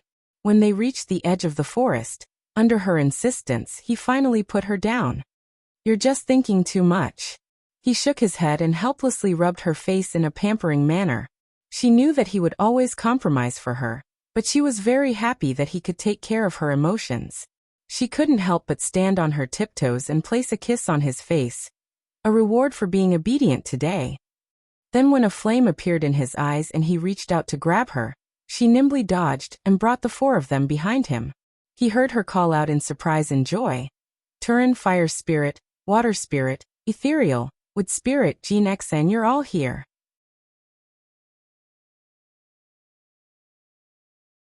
Chapter 1388. His subordinates were all waiting here. Xiao Su's eyes couldn't help but twitch. As expected, the world of two people was quieter. In the end, he took a deep breath before turning around to face everyone. When Hualing and the others saw their master turn around, they immediately felt a cold aura wrap around their backs. If it was any other time, they would have run away, but little Wang Fei had finally come back. They would rather have their master's cold face than say a few words to little Wang Fei. Xiao Su coldly swept his eyes over them, but they had the little fellow as their backing, so they weren't afraid of him. He couldn't help but feel helpless and amused. The scene was very lively right now, with people talking one after another. There was no place for Xiao Su to step in at all. However, he didn't speak much in front of his subordinates, so he was reduced to staring at Bai Yutang on the side. It was a pity that Bai Yutang was still thinking about how he had threatened her to be treated as a thief when she went to get her clothes, so she pointed the condom at him. And Xiao Hai took the chance to laugh at him for having such a day. So while that side was chatting passionately, this side was as silent as ice. Chu Qingyan saw out of the corner of her eyes that Big Ice Cube was fighting a battle of wits and bravery with the others. She felt it was interesting. At this time, Turin suddenly knelt down and she jumped in fright. "Little Wang Fei, it's been hard on you. It's this subordinate's fault for not being able to protect you, causing you to suffer so much." When Turin finished speaking, before she could help him up, Water Spirit knelt down again. "Little Wang Fei, this subordinate is also wrong. Please punish this subordinate for not being able to help you." Ethereal also knelt down. His reason was that he had been separated in front of the prison, and hadn't been able to stay by her side to protect her. Then Hualing, Muling, and even Jean Xian knelt down. Their reasons were even more varied. What was it that they didn't take good care of their master, and caused him to be injured? Looking at the people kneeling on the ground, Chu Qingyan felt helpless. She couldn't help turning to look at the person beside her. Why did they have to apologize to her even for something that hurt Big Ice Cube? Xiao Su took a step back and continued to tease them. It was obvious that he didn't want to get involved and wanted her to solve it herself. He did not punish Turin and Water Spirit because he wanted her to deal with them herself when she came back. This was an opportunity he created for her to establish her authority. Now that the situation was different, he needed her to have the same authority as him so that she could be protected when he was not around. Forget it. This person wants to be a hands-off shopkeeper. Chu Qingyan shook her head in her heart, and then helped the people kneeling on the ground up one by one. "The most important thing is that you can stand in front of me alive." She walked up to Turin, Ethereal, and Water Spirit and said sincerely, "Thank goodness you're safe and sound. Otherwise, I wouldn't know how to explain it to your master. I can't let you get hurt or even lose your lives because of me." The inner demon that had been haunting him for the past few days was finally gone. Su Jian was right. If there were flowers to be plucked, they should be plucked. If there were no flowers, they would only be broken branches. Even if they had been in the fierce cavalry for a long time and their temperaments had been tempered to iron, when they met Chu Qingyan's gentle gaze, they couldn't help but turn soft. In the past, they were in awe of her because of their master, but now there was an indescribable feeling added to it. It could be said that it was brotherly love. After everyone exchanged greetings, Xiao Su walked back to her side and lightly said, "Are you all very free?" Hualing and the others trembled when they heard this and shook their heads in unison. This subordinate wants to go inspect the camp. This subordinate wants to discuss the nearby terrain with the generals. This subordinate just remembered that there are some herbs that haven't been classified yet. In an instant everyone scattered. Big Ice Cube, you scared everyone away. Chu Qingyan put down the veil on her hat again, and raised her eyebrows as she spoke to him. Xiao Su raised his eyebrows. They're just feeling guilty. She couldn't help shaking her head with a smile. Let's go, I'll show you around my camp. Xiao Su pulled her hand and walked forward. She had told him not to be too intimate with her in public, but no matter what she said, he didn't listen. It seemed that ever since they met again after their separation, Big Ice Cube couldn't wait to take her with him all the time. Perhaps he was afraid of worrying about her safety during this period of time, so she could only empathize with him and go along with his wishes. Jin Xian followed behind the two of them. He felt like he was the same as Xiao Hai and the others, being completely ignored by his master. Sure enough, that girl Xining was right. As long as His Highness was there, his master's eyes would accept him. There was no other person or matter. Along the way, Chu Qingyan was stared at by the soldiers passing by. It seemed like everyone was trying to guess her identity, but because of the presence of the person beside her, they only dared to sneak glances at her. Then they would wait until they were out of sight before whispering to each other. It's all your fault. She gave a snort. Why is it my fault again? This time he was a bit confused. I'm already wearing men's clothes and you're still holding on to me. People will think you're gay. When she said this, she successfully felt his body stiffen and she couldn't help shaking her head. Although the soldiers would find out her identity sooner or later, right now they didn't know she was a woman, so it was normal for them to think in that direction. I really should put a line on your body, you are this king's woman. Xiao Su softly said. She couldn't help smiling. So the Big Ice Cube also had such a cute side, it really was rare. He lifted the curtain and entered the tent. The furnishings inside were clearly visible to him. There was a bed, a desk, a tea table, and chairs. Although it was simple, this was how armies were supposed to be in battle, so it was already pretty good to have it. I'll have someone prepare some food for you. Eat a bit first, I have something I need your help with later. After pouring a cup of water for her, Xiao Su directly spoke. Chu Qingyan took the cup and looked at him when she heard this. It can't be? I just got here, and you already have something for me to do? Even enslaving people isn't like this. No wonder Turin and the others are so afraid of you. You must have exploited them like this. Hearing her pretend to complain, Xiao Su pinched her face in amusement. I'm asking you to help me interrogate someone so that you can familiarize yourself with the current situation as soon as possible. Otherwise, when you go blind, don't blame me for not letting you participate in anything. Alright, I'm just joking with you. I'm not afraid of trouble. I'm just afraid that you won't let me participate. She snatched her pitiful face from his hand, then asked with bright eyes. What is it? Tell me what's going on first. Facing her coquettish behavior, he couldn't do anything about it. He pulled her to sit down, then said, This matter is related to Lan Yi. She's third imperial brother's person. What? Chu Qingyan's eyes opened wide. Before Hong Yi, Qing Yi, and Huang Yi were all other people's informants. Now that there was another one, she couldn't help pursing her lips as she said, Why do you always bring back a bunch of people with different backgrounds? Xiao Su was helpless. That's why I'm asking the princess consort to help this king clean up the troops and see if there are any hidden spies. If this is this minister's first task after taking office, then this minister's concubine will not refuse. She cupped her hands in response. Xiao Su couldn't help but smile at her mischievous appearance.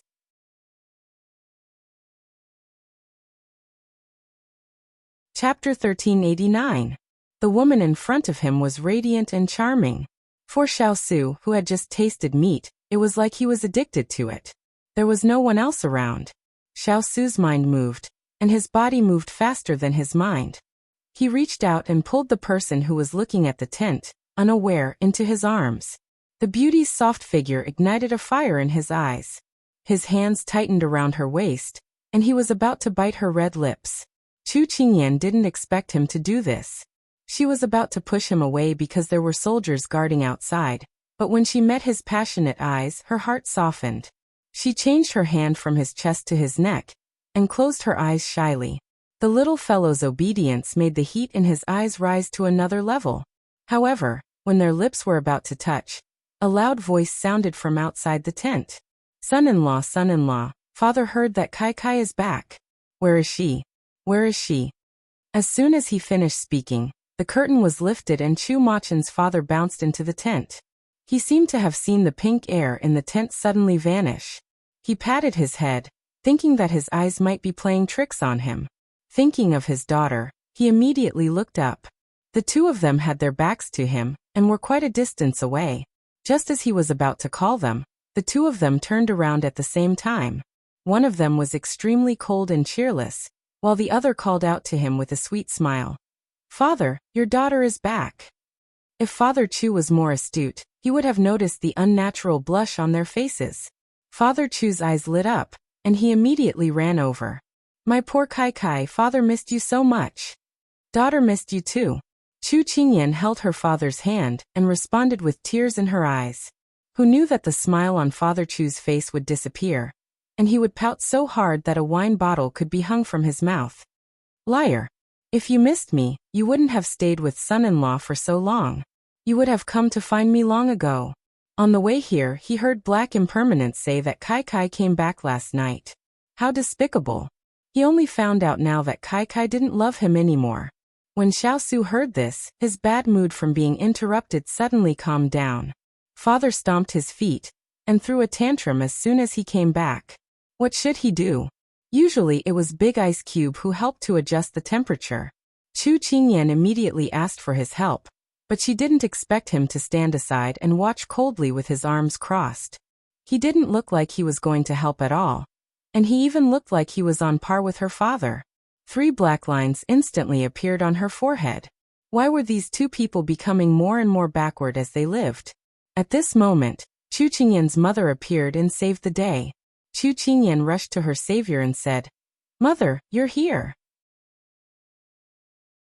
Kai misses you so much. Mrs. Chu looked her up and down lovingly. Seeing that she was fine, she put her hand on her head and rubbed it gently. It's good that you're fine. Being safe is a blessing. Xiao Su and Mr. Chu looked at each other. They had both lost. Xining quickly served breakfast, and the family talked about what they had seen and heard in the past few days while eating. Xiao Su didn't show up last night, and he was delayed in the morning, so he quickly finished breakfast and left Hualing to Chu Qingyan. Then he went out to train the soldiers. After hearing about what happened to her daughter, Mrs. Chu couldn't help but wipe her tears. Thank God you came back safely. If something happened to you, what would I do? When Mr. Chu saw his wife crying, he immediately glared at his daughter in front of him. It's all your fault. Chu Qingyan could only nod and admit her mistake. After eating and comforting the 2 old children, Chu Qingyan called Xining and Jean Xian in front of her, and asked about what happened on the way. Then, she asked Xining to send her parents back, and ordered Hualing to bring Lonnie in. Since Big Ice Cube said so, she would solve this matter first. Knowing that her daughter had something to do, Mrs. Chu persuaded her husband to leave. Mr. Chu was a little unhappy that his daughter had been taken away by someone else as soon as she came back, but Dan Yang told him to look at the big picture, so he reluctantly left with Xining.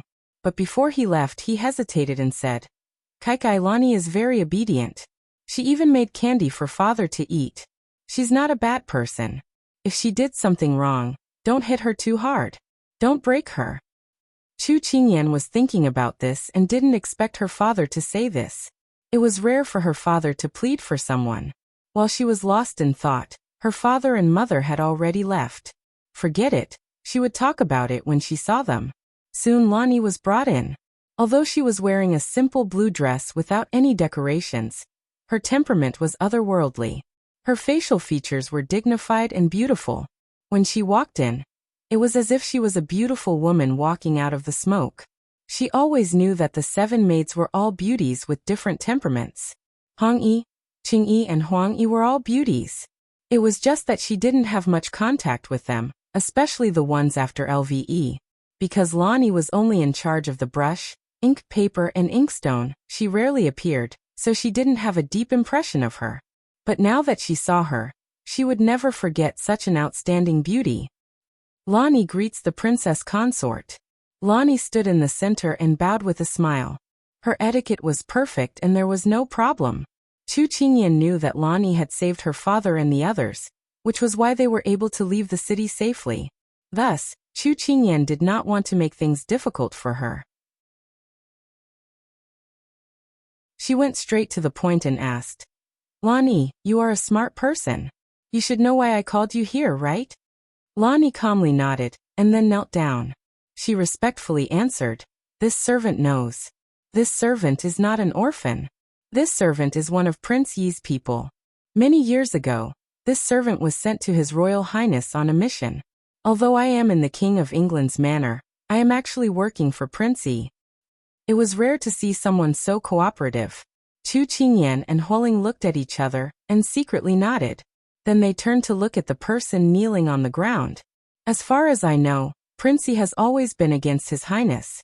Why didn't you expose him at the city gate and save everyone instead?" This was something that she and Big Ice Cube couldn't understand. He was clearly an enemy, so why did he help them in the end? Lonnie revealed an expression other than a smile when she heard this. She blankly shook her head. This servant doesn't know. Not long after the princess consort entered the palace, this servant received an order from my master to protect the people in the King of England's manor. No matter what the cost, even if he had to use his secret forces, he wouldn't hesitate. When these words came out, everyone present was shocked. Chu Qingyan was even more confused. The person who used to chase after you suddenly changed his personality and didn't hit you when you were down. Instead, he helped you when you were down. She really couldn't understand what this Xiao was thinking. At this time, Lonnie took out a letter from her chest. This was given to this servant by my master. He told me that if His Highness asked, I should give this letter to His Highness. His Highness will understand after reading the letter. At this time, Huoling had already taken the letter and passed it to Chu Qingyan.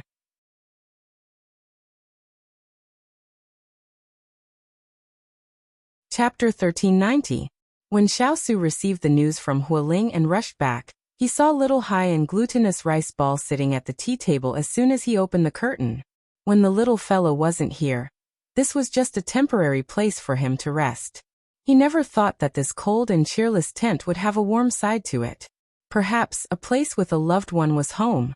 Even if he had to wander in the future, he could still call the world his home as long as she was by his side. He couldn't help slowing down his steps as he walked in. When he came in, Chu Qingyan had already noticed him. She pointed at the table, indicating for him to look at the letter. Xiao didn't think too much as he walked over. When he picked it up, he found that it was still sealed. He couldn't help looking at the person who was currently tickling glutinous rice ball, and his lips couldn't help revealing a gentle smile. She was always so considerate. She never touched anything that others gave him, especially when it came to secrets. She would always let him look over it first. You don't need to be so sensible, what's mine is yours. He raised his hand to touch her face. I know because you'll always let me see it in the end. She slyly grinned at him. Xiao chuckled and then opened the envelope. He took out the letter and carefully read it. She saw Xiao's mood change from relaxed to frowning, and then to disappointment before he finally closed the letter. Although she had been playing with glutinous rice ball, Chu Qingyan still paid close attention to him. It was rare to see his mood change so complicated, so she couldn't help moving over. What did Xiao write that made you so emotional? Take a look for yourself. She took the letter and immediately opened it to read. Her expression changed a lot, and it was even more obvious than Xiao's. Her lips twitched as she said in disbelief. So he was only targeting you because he mistakenly thought that your mother was the one who framed his mother's family. So he has a grudge with you? Now the truth is out. Your father worked with the right prime minister to frame the Luo family, causing Luo Fei to die with hatred. That's right. Xiao rubbed his eyes. Previously, he had thought that his third brother had targeted him because of his identity as the eldest son of the first prince. He had never thought that it was because of this reason. If they had talked things out earlier, they would not have fought for so long. Chu Qingyan quickly accepted this matter, and a mocking smile appeared at the corner of her mouth. Your imperial father is indeed an incapable ruler who can't distinguish between loyalty and treachery. He can even abandon his own son, and can even humiliate and kill his own old officials. Is there anything in this world that he won't do? Kidnapping a woman from a good family. What difference is there between him and a bandit? After this incident, Xiao was even more disappointed in his father. He shook his head. It seems that after so many years, this isn't the only thing he has done. What he did to you is unforgivable. Chu Qingyan took a deep breath, and then calmed down. She asked, "What do you think of Prince Yi's proposal?" The two of them had no doubts about Xiao's words. During this escape, without his secret help, it would have been very difficult for them to smoothly meet up with the army. Xiao recalled the conversation with Xiao before they left the palace. Xiao had personally promised that he would not attack him again. Xiao was even more convinced of Xiao's words. "What do you think?" Xiao collected his thoughts and did not answer. Instead, he threw the question back to her. His eyes sparkled with encouragement. Chu Qingyan nodded without hesitation. "Cooperation. Cooperation, of course. He is inside and you are outside. With his help, we will have a smoother time. Otherwise, with Xiao Ran and the three armies in his hands, even if we are celestial soldiers and generals, it will be difficult for two fists to fight against four hands." The little fellow's words were exactly what he wanted. He raised his hand and pinched her face. "Okay, we will do as you say." Soon Lonnie was brought in again. Seeing the relaxed expressions of the two, Lonnie was puzzled, but she immediately knelt down and saluted. "Lonnie, you should be able to contact Prince Yi's people. Tell them that His Highness has agreed to everything he said.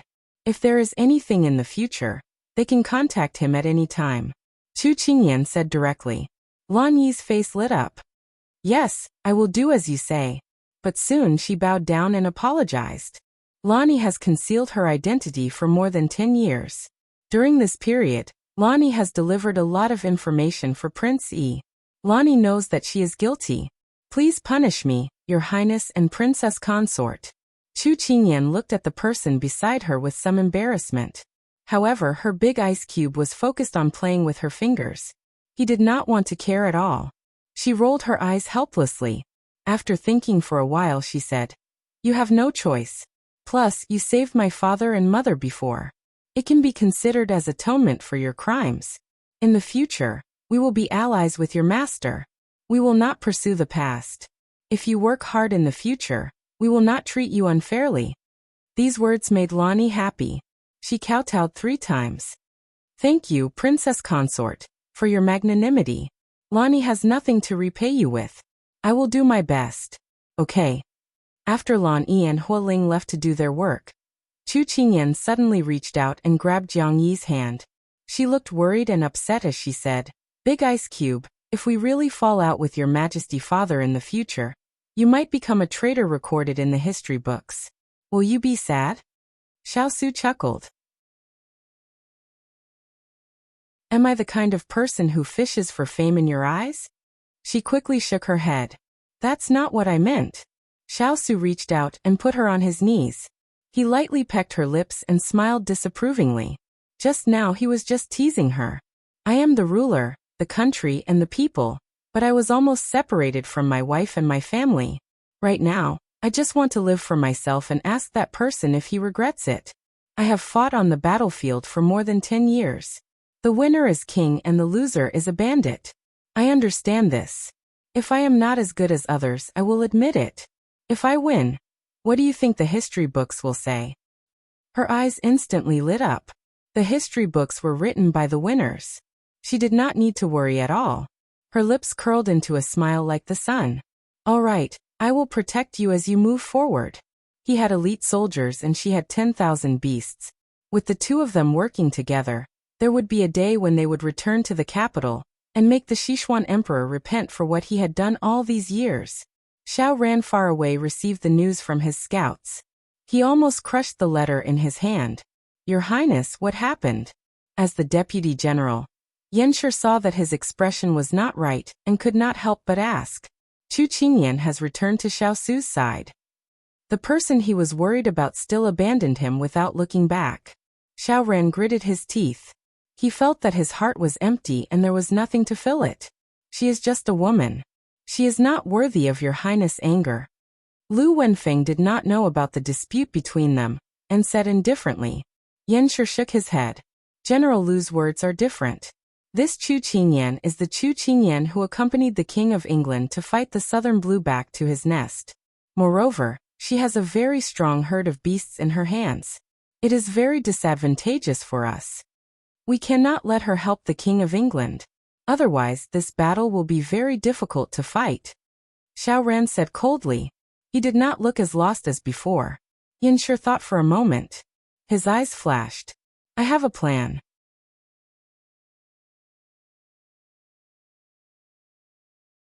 Chapter 1391. Let's hear it. Xiao Ran's interest was immediately piqued, and he looked at Yanshi closely. Yanshi nodded and did not beat around the bush. Chu Qingyan had previously disguised herself as a man and disguised herself as Chu Yan.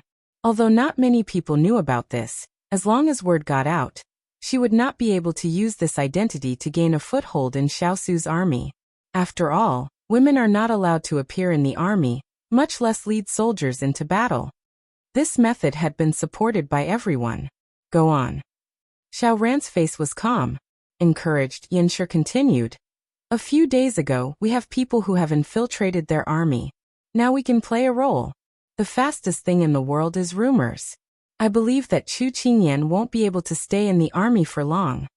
Xiao Ran nodded and a ruthless smile appeared on his lips. Do as you say. Yes.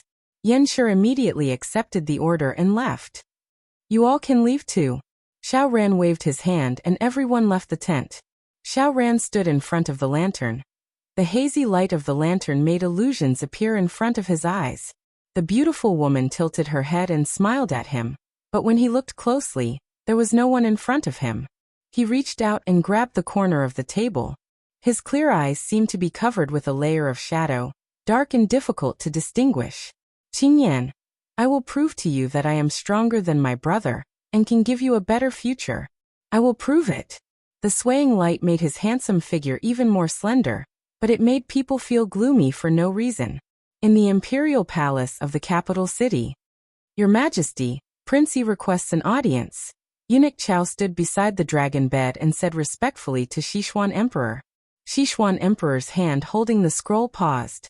He was surprised. Prince Yi is recuperating recently. How can he have the energy to come to the imperial palace? I think your Majesty is not feeling well. Prince Yi is worried about you and came to visit.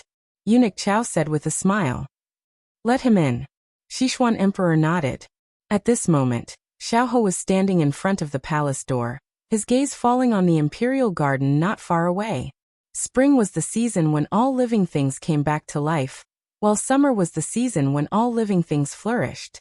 It was already close to the end of summer. Although they were not in the garden, looking from afar, the trees were verdant and the flowers were flourishing. It was a beautiful sight.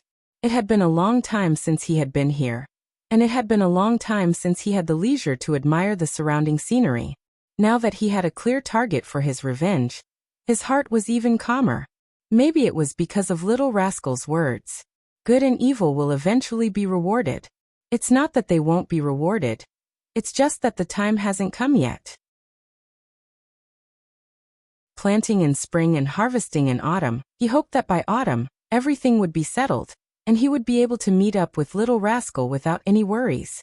At this moment, he heard the sound of footsteps. The disappointment on his face was replaced by a faint, harmless smile. He turned around and looked at Eunuch Xiao, who was walking towards him. Lord, sorry to keep you waiting. Please follow this old servant. Eunuch Xiao politely raised his hand in invitation. Xiao Ho smiled and nodded, then followed Eunuch Xiao slowly towards the palace door. My father has always been in good health. Why did he suddenly fall ill? Xiao Ho asked worriedly. Eunuch Xiao sighed softly and answered truthfully. Lord is right. His Majesty's illness was too sudden. Perhaps it was because the court has not been peaceful recently. Memorials flew into the imperial study like snowflakes. His Majesty has not had a good rest for 3 consecutive days. With the heavy workload of government affairs and his worries, His Majesty is not made of iron. He fell ill from exhaustion. Xiao nodded. This prince does not walk around the palace often. In the future, I will have to trouble you to take care of my father. Eunuch Xiao hurriedly said. Lord, you are too serious. It is this old servant's duty to take care of His Majesty. I will do my best. As they spoke, the two had passed through the antechamber and arrived at the inner palace where Sichuan Emperor was recuperating. Seeing the person lying on the dragon bed, Xiao immediately bowed. I pay my respects to Imperial Father. No need to be so polite. You are still injured. Qiao Ji, bring a chair for Prince Yi. Sichuan Emperor put down the scroll and ordered. Thank you, Imperial Father. After sitting down, Xiao went straight to the point. I heard that Imperial Father was ill. I was worried and came to the palace to visit. How is Imperial Father feeling now? I am tired. I will be fine after a few days of rest. Sichuan Emperor's concubines gave birth to at least a dozen princes, but only 4 survived and grew up. Xiao Su was born to the Empress, Xiao Yao was born to Consort Wan, Xiao Ho was born to Consort Luo, and Xiao Ran was born to Consort Yu. However, among these 4 sons, he was most concerned about Xiao Su and Xiao Ran. The former was guarded against, and the latter was doted on. As for the 2 in the middle, he rarely paid attention to them. At most, he provided Xiao Ho, who had been ill since childhood, with countless precious herbs. Sichuan had a vast territory and abundant resources, so he did not lack these herbs. On the surface, this son of his was very obedient and diligent in recuperating. He never participated in any struggles, so he was able to live well under his nose. However, in the recent days, this son's performance in front of civil and military officials was beyond his expectations. Why did that appear in the morning court? The West Xian Emperor took the teacup from Eunuch Qiao, but he was not in a hurry to drink it. He looked at Eunuch Qiao with a smile, as if they were father and son conversing normally, but there was a sharp light in his eyes. Xiao knew that his performance that day had aroused his father's suspicions. After all, he was a paranoid person. Otherwise, he would not have been on guard against his eldest brother for so many years. Thus, he had already thought of a plan to deal with him. A look of grief and indignation appeared on his face. His hands clenched into fists, and his sickly pale face flushed red. However, this was due to anger. This son received news that Imperial Father wanted to seek justice for this son.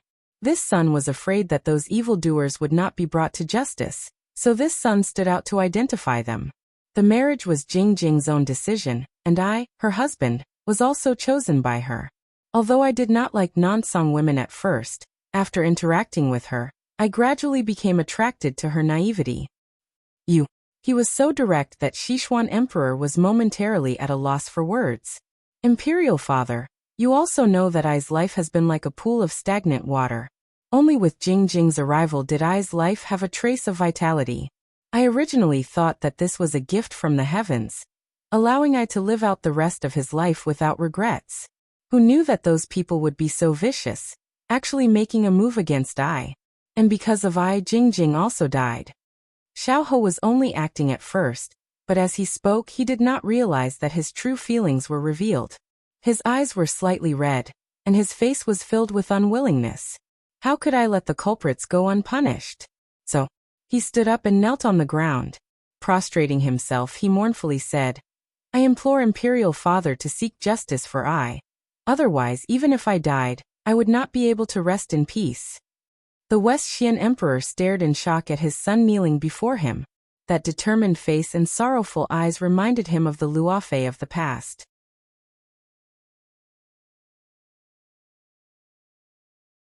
Chapter 1392. His probing gaze turned into recollection, as if he was recalling the past. At the end of the busy street, Luofei stood under the lanterns, looking around with her beautiful eyes, making people forget her beauty. Sichuan Emperor returned to his senses and looked at his son, whom he had never paid attention to. Now he discovered that he had grown up, with outstanding charm, and was even more outstanding than Luofei. However, his body was too weak.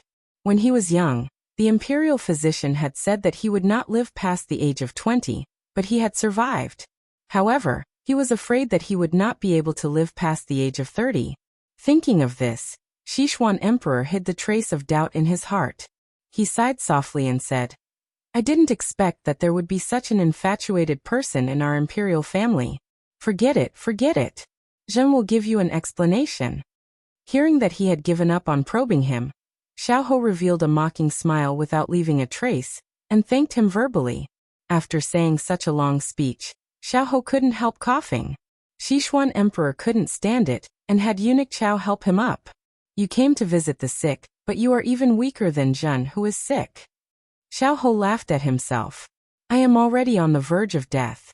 I will be lucky if I can live a day. Imperial father is still strong and healthy. You will definitely live a long life. Nonsense. You will live a peaceful life. Don't say such discouraging words.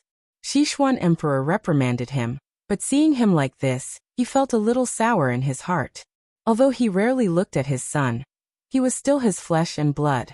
Xiao glanced at the pity on his father's face and couldn't help but sneer in his heart. He was afraid that his father didn't feel sorry for his son, but for himself.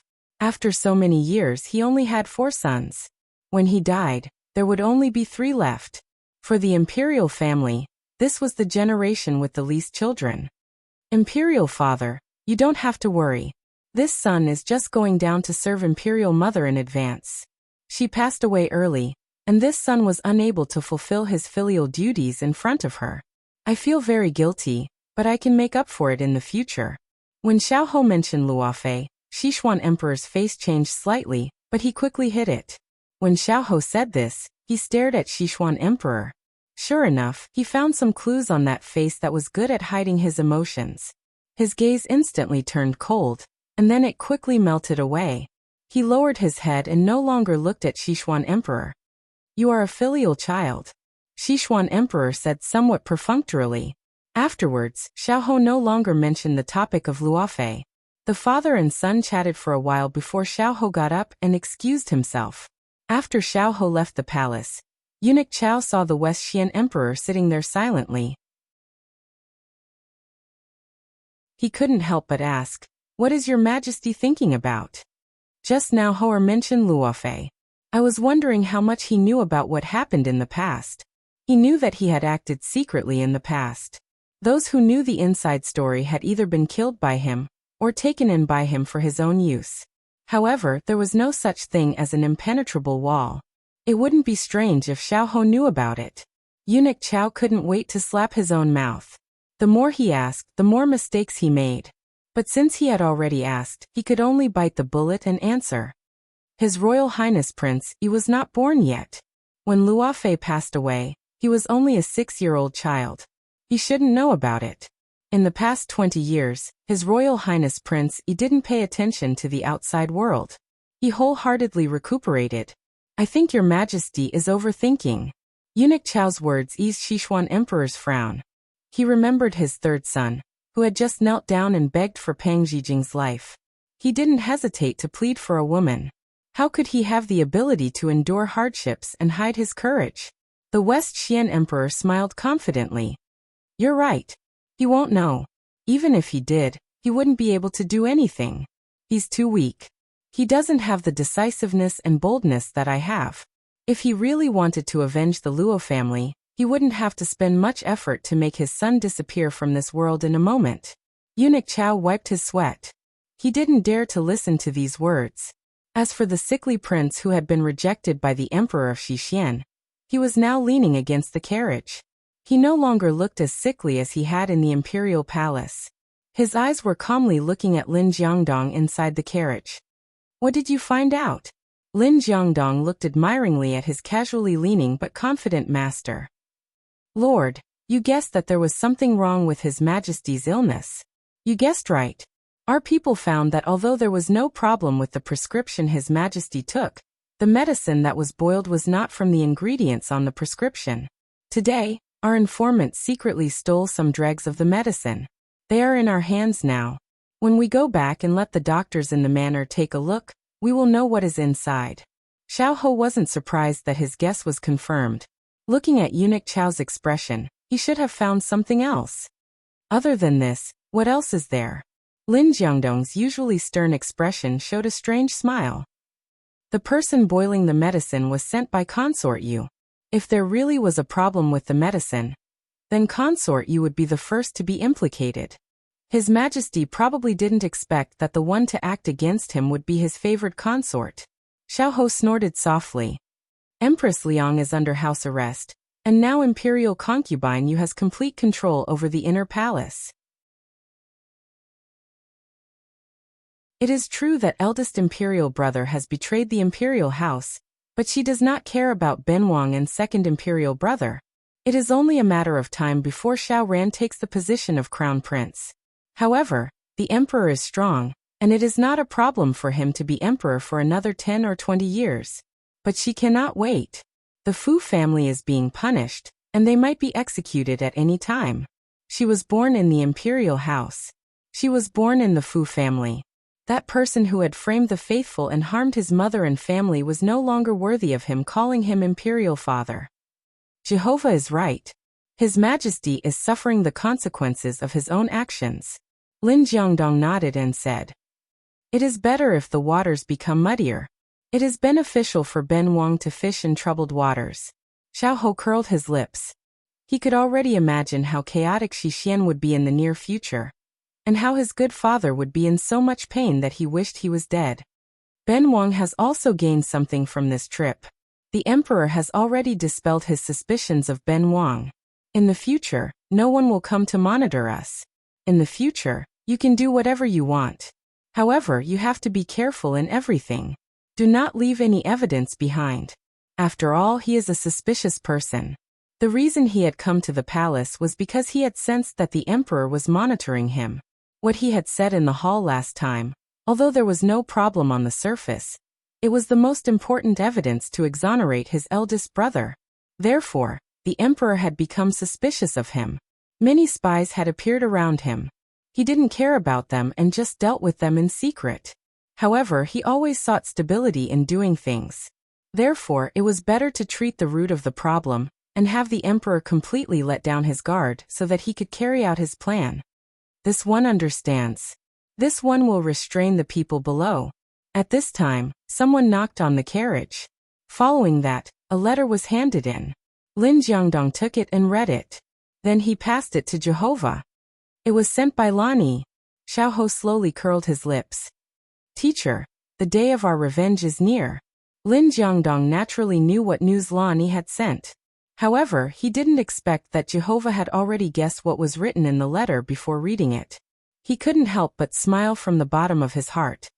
Then this one congratulates Jehovah in advance.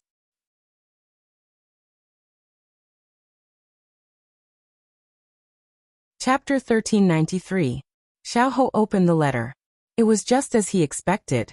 His Royal Highness is a courageous person. We've opposed him so many times before, but he still believed us without a second word. He truly is an admirable person. Lin Jiangdong took the letter and skimmed through it before sighing with emotion. Those who achieve great things don't bother with trifles. Moreover, his courage have always been stronger than normal people. Otherwise he wouldn't have lived until now. Lord is right. Teacher, this prince regrets it. This water can actually be stirred up even more. Xiao leaned against the wall of the carriage with a lazy expression. However, a glint flashed through his eyes and a faint smile hung on his lips. Lord's meaning is? Lin Jiangdong humbly asked for advice. Xiao softly spat out a few words. The Liang family and the Fu family. After dinner, Chu Qingyan sent off her parents who had come over for dinner. Since she had nothing to do, she strolled around the big ice tent to digest her food. Her identity hadn't been made public yet, so it wasn't good for her to walk around outside. Thus, if there was anything she needed, Jin Xian and Sui would help her run errands. Bai Yutong had been brought over to play by her father. Xiaohai didn't like staying in the tent, so he brought glutinous rice ball out to play. The only one who accompanied her in the room was Snowflake Cake. Perhaps it was because it hadn't rested for days on the road, but Snowflake Cake had fallen asleep by her feet while yawning. Outside, there was the sound of heavy armor clashing, running, and the sound of the wind. She was surrounded by familiar scents and her heart couldn't help but feel at ease. Just as she was moving the snowflake cake to stroke her fur, a black shadow appeared in front of her eyes. Before she could raise her head, her feet felt light and her entire body was pulled into a strong embrace. She quickly calmed down and rubbed against him like a puppy. Then, she raised her head and asked curiously, "Why do you, a person who usually plays with swords and sabers, have the scent of a scholar? It smells so good." "That's because your husband can pick up a sword and hold a book. As for the good smell, it's because iron is in the eye of the beholder. She thinks that everything about this prince is good." Xiao chuckled as he placed her on his knees and reached out to pinch her face. She chuckled. Was he indirectly praising her for her intelligence and martial prowess? He didn't expect to hear the big ice cube praise himself like that. "How thick-skinned," she said angrily. Xiao smiled and lowered his head to cover her alluring lips, hooking her little tongue out and playing with it. At first, she was afraid that someone would come in and refuse, but she couldn't resist his overbearingness and enthusiasm. In the end, she accepted her fate. Since he didn't care, she had nothing to worry about. She remembered that he was still a bit inexperienced in the past, but men were self-taught in this aspect. After so many times of practice, he had already reached the point of perfection. He could tease her until she turned into a puddle of mud every time. When the two separated while panting, she was still too shy to look at him. She didn't want to see Chihuahua cake covering its eyes with its paws and peeking at them through a crack. When it saw that she had noticed, it immediately lay down and pretended that it hadn't seen anything. This appearance made her both embarrassed and angry. She couldn't help but push the person on top of her. "It's all your fault. Chihuahua cake is still young." He let it see such an inappropriate side. She didn't have the face to see little annoyance in the future. Xiao looked at the one on the ground pretending to be dead and said seriously, "I was careless just now." She thought that he knew his mistake, but then she heard him say, "I'll remember to avoid them next time." She almost choked on her own saliva when she heard this. This person had become irresistible after last night. His words made her blush and her heart beat faster. He even used such a serious tone to tease her. "What nonsense are you saying?" Her face was red and her heart was irritated. She jumped down from his lap and tidied up the clothes she had torn.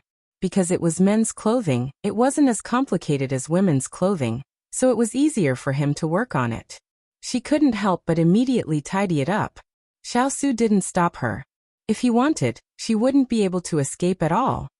He put his elbow on the table and one hand on his chin, admiring his princess consort tidying up in a flurry.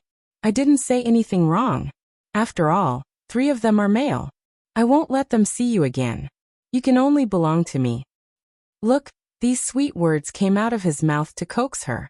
There was no trace of the cold and heartless attitude he had when they first met. But hearing it made her heart burst with joy. What girl didn't like being held in the palm of her beloved's hand? But she didn't forget where they were now. After her bashfulness, she stood in front of him. "Your mouth is full of nonsense." "That's right. Where am I sleeping tonight? Why haven't you arranged a room for me yet? Or should I stay in the same place as Xining?" When going out, everything should be simple. She wasn't a spoiled girl. She was more like a dandelion. No matter where the wind blew, she could be at ease. So she had the temperament of a great family, the agility of a beast, and the tenacity of grass. And this kind of girl was destined to shine in this world. Xining and Lani are together. Do you want to squeeze in with them? Xiao lightly replied. Then should I squeeze in with mother? She didn't care and continued to ask. You're already of marriageable age. If you still sleep with your mother-in-law, won't people laugh at you? Xiao lightly continued to reply. This won't do, that won't do. What do you think I should do? She wasn't a person who liked to cause trouble for others. Moreover, the war was imminent, so she had to make the best use of her resources. There was no need to add another tent for her. Looking at her fuming appearance, Xiao smiled and pulled her back into his arms. His gaze fell on her beautiful face and his eyes rippled with mirth, but his tone was very serious as he said, in order to not let Wang Fei be laughed at, Ben Wang is willing to offer himself as a pillow and give half of the bed to Wang Fei. What does Wang Fei think? PFFF. She finally realized that he had gone in such a big circle just to wait for her. She couldn't help but laugh. Big Ice Block, why are you so sly? Seeing her smile, he lowered his head and gave her a peck. As long as you like it. When did he hear her say that she liked it? But this isn't appropriate. If you keep someone in your tent, it will definitely arouse suspicion. When the time comes, how are you going to explain it to your subordinates? Although she was obsessed with appearances, and the other party was her lord, she was very determined not to be seduced by his beauty, because she didn't know what identity she was going to use to appear in front of the army. You don't need to care. How could other people dare to say anything about his woman? She shook her head. That won't do. You know that my face is thin. Moreover, what identity do I have to stay in the army? Xiao Su gave a low laugh. I'm afraid that I won't be able to find a woman as thin-faced as I am. These words made her remember how she took the initiative last night, and she couldn't help blushing. This person was too much. All right, don't worry. Tomorrow, I'll have people send you and father-in-law away to a safe place. It's too dangerous here, so it's not suitable for you to stay in the army. No. I want to help you. She didn't even think about it before rejecting him. Be good. Even without your beast herd, I can still defeat them.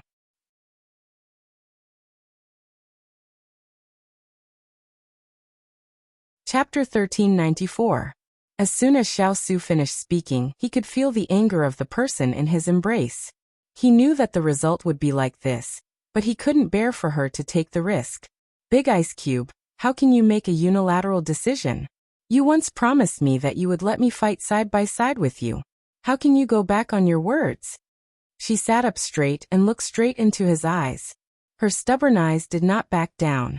This time is different from the past. He replied with a slight headache. It's different from the past. You have to let me accompany you. You know that with Little Hai and the others here, our chances of winning will increase. Ian, I must protect your safety. Xiao Su reached out to caress her face, as if he was caressing a flawless jade that was incomparably precious. But your safety is equally important. She softened her tone, took his hand and pressed it against her heart. I've worked hard for so many years, just so that one day, I can stand by your side fearlessly.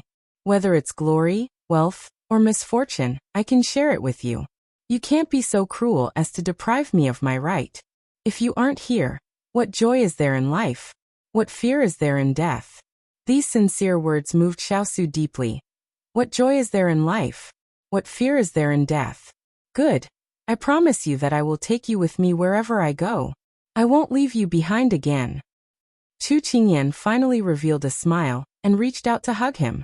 Her eyes were moist as she rubbed against his shoulder. He reached out to lift her chin and fiercely kissed her. This kiss was even more intense than before. With a wife like this, what more could a husband ask for? When they separated again, she was already lying on the hard bed. She blinked and then pulled on her clothes and shrunk into the corner. This is the military camp. We just consummated our marriage last night. Are you willing to let your husband only watch and not eat? Xiao Su buried his head in her shoulder, and his muffled voice entered her ears. Her face was burning hot as she stammered. You are the general. This isn't good. Feeling the person in his embrace tense up, Xiao Su couldn't help but laugh out loud. The pleasant and clear voice made her even more embarrassed. Was the big ice cube for real? She only felt a tightness around her waist before her entire body was pulled into his embrace. Initially, she was still wary of him messing around, but then she heard his amused voice above her head. I was just teasing you. We're only going to sleep. She heaved a sigh of relief, but she still asked. The kind where we just chat under the blanket. What else? He asked with a smile. He wasn't a young brat. He couldn't just focus on pleasure and ignore the big picture. He knew that the little fellow was thinking for him, so he naturally had to think for her as well. Big ice cubes are the best. She chuckled. No response. She had just praised him, and he had started a dye factory. He had even used a teasing tone, but she could not refuse. She held his face with both hands and planted a kiss on his cheek. However, he was not satisfied and returned her a long and shameful kiss. Afraid that something might go wrong, Xiao knew when to stop. He hugged her and stroked her long hair from time to time. Didn't you want to chat? Let's chat. He successfully diverted her shyness with one sentence. She quietly leaned on his chest and blinked. Do you think Xiao is trustworthy? Isn't it a bit late for you to ask now? The little fellow only asked when the cooperation had already been negotiated. He couldn't help but chuckle and shake his head. How can that be? At most, we can just break the contract. She raised her eyebrows and snorted. The big ice cube was laughing at her for not thinking things through. I know him, so you don't have to worry. Why? Because only an opponent will understand an opponent. He bent his finger and flicked her forehead. She held her head and rolled her eyes at him. However, her tone was very serious. That's true. You've been fighting for so many years, and no one knows each other better than you. Then I'm relieved. I don't think you're worried about the cooperation. Seeing her rubbing her forehead, he knew that he didn't use any strength, but he still reached out to help her. Enjoying the service of a handsome man, Chu Qingyan comfortably closed her eyes. She didn't feel nervous when he saw through her thoughts. That's right. I'm worried about another thing. Xiao is too cunning. You might think that he's methodical when he does things, but when you look at him carefully, there's no trace of it. I'm afraid that he's too scheming and will devote himself to revenge. In the end, he'll lose all love and be blinded by hatred. Xiao didn't say anything and quietly listened to her continue. When I was in the capital, I heard that after Zijing's accident, Xiao seemed to have changed into a different person. I'm not sure if he really has feelings for Zijing. You're afraid that Xiao isn't a good person, and that Princess Pang has entrusted herself to the wrong person. Xiao hit the nail on the head. She nodded heavily. Xiao rested his chin on the top of her head and stroked her hair. There's one thing you might not know. Quilling found out that the attack on Xiao that day was a collaboration between him and the Prince of Nansong. They directed and acted out a show to frame me, but they missed out on one person. That person was Pang Zijing, who rushed to save him. His reaction after the incident was real, and so was his pain. Chu Qingyan was stunned. Then she clenched her fists and her eyes reddened. She gritted her teeth and said, So you're saying that he brought all of this upon himself, and Zijing was innocently implicated? Maybe he's already been punished. Xiao thought of that day in the hall. His expression didn't seem fake, but more like he was revealing his true feelings. None of you men are good, she said angrily. Xiao rubbed his nose. Was he implicated just like that? TSK, when the city gates catch fire, the fish in the moat suffer. Then you're planning to avenge that good friend of yours? There's still no news from Zijing, but I believe in Yanluo. Since she's agreed, she'll definitely cure her. One day, she'll stand in front of me in perfect condition. But I won't take revenge on her behalf. I'll tell her the truth, and let her make her own decisions. She didn't have the right to judge her friend's life. She would only lend a helping hand when her friend needed it. Ian is so magnanimous. He pecked her. Haha. But before that, I won't reveal anything to him. Chu Qingyan snorted. People often didn't cherish what they had when they had it, and only regretted it when they lost it. This was the punishment Xiao deserved. Only by painstakingly teaching him a lesson would he not let her down in the future. Xiao couldn't help but worry for his third brother, who had just been promoted to an ally. You can't tell him either. Chu Qingyan thought of something and narrowed her eyes to threaten him. She only felt relieved when he promised not to interfere. During this period of time, she had been wandering from place to place. Not only did she have to avoid her pursuers, but she also had to inquire about their whereabouts. She was so tense that she didn't dare to relax. Now that she was lying next to her sweetheart, her guard down, she was like a harmless child who didn't know anything about the world. She curled up in his arms and fell asleep peacefully. Xiao's gaze was gentle as he placed her on his chest, and then he closed his eyes. He hadn't had a good rest for days and nights. Now he could finally sleep. However, there was a rumor going around in the army. No one knew what kind of situation would await them the next day. Forget it. I can sleep today, but I'll worry about it tomorrow.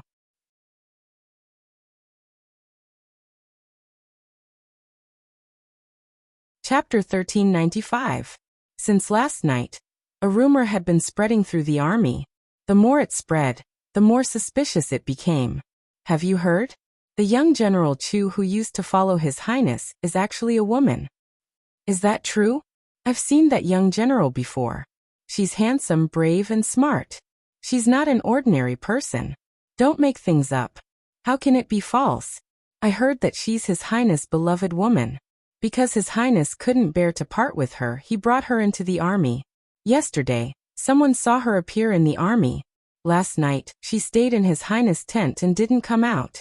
Think about it, who is His Highness? He never lets anyone get close to him. Normally, he doesn't leave anyone when he's resting. Think about it carefully. So His Highness really delayed proper business because of a beauty? No wonder he told us to bide our time these past few days. It turns out he's enjoying the grace of a beauty. These people all talked at once, as if they had seen it with their own eyes. They made it sound as if they were catching wind and chasing shadows. Chu Qingyan had disguised herself as a man and risked her life for Sichuan.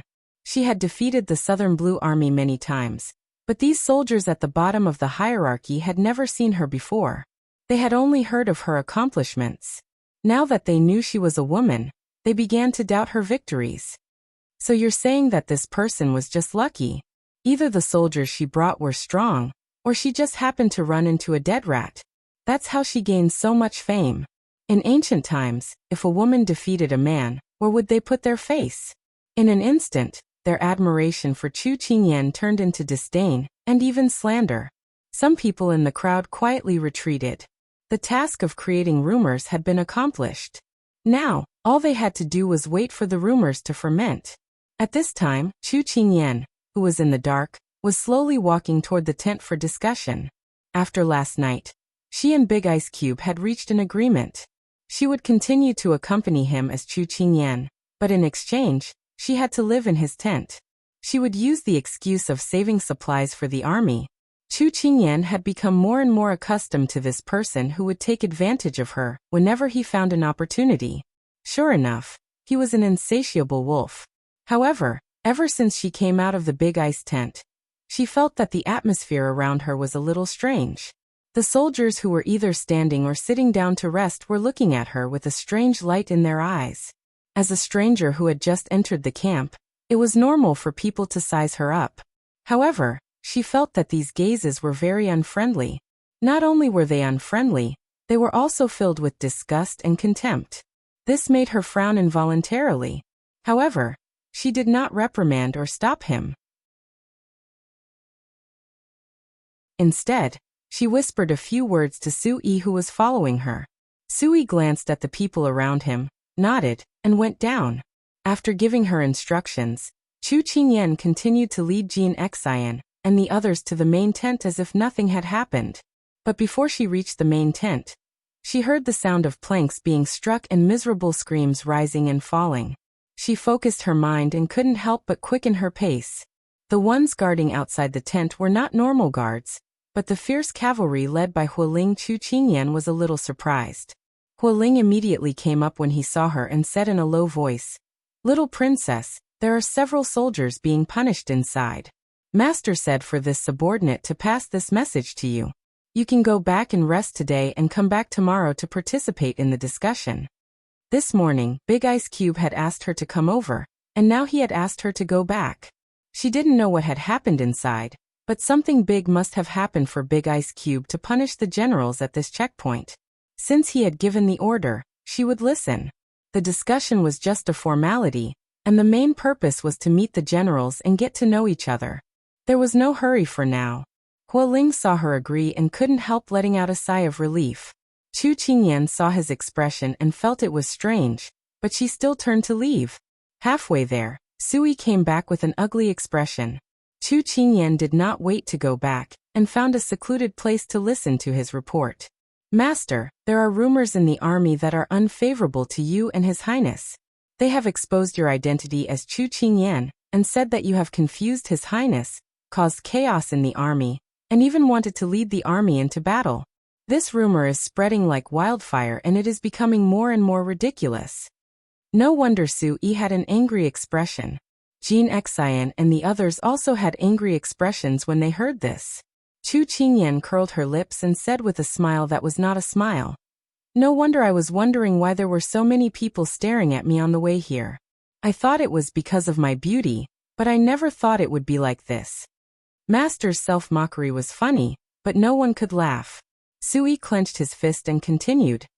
Master, when I came back, I also heard that there were several generals who heard the news and asked His Highness to confirm it.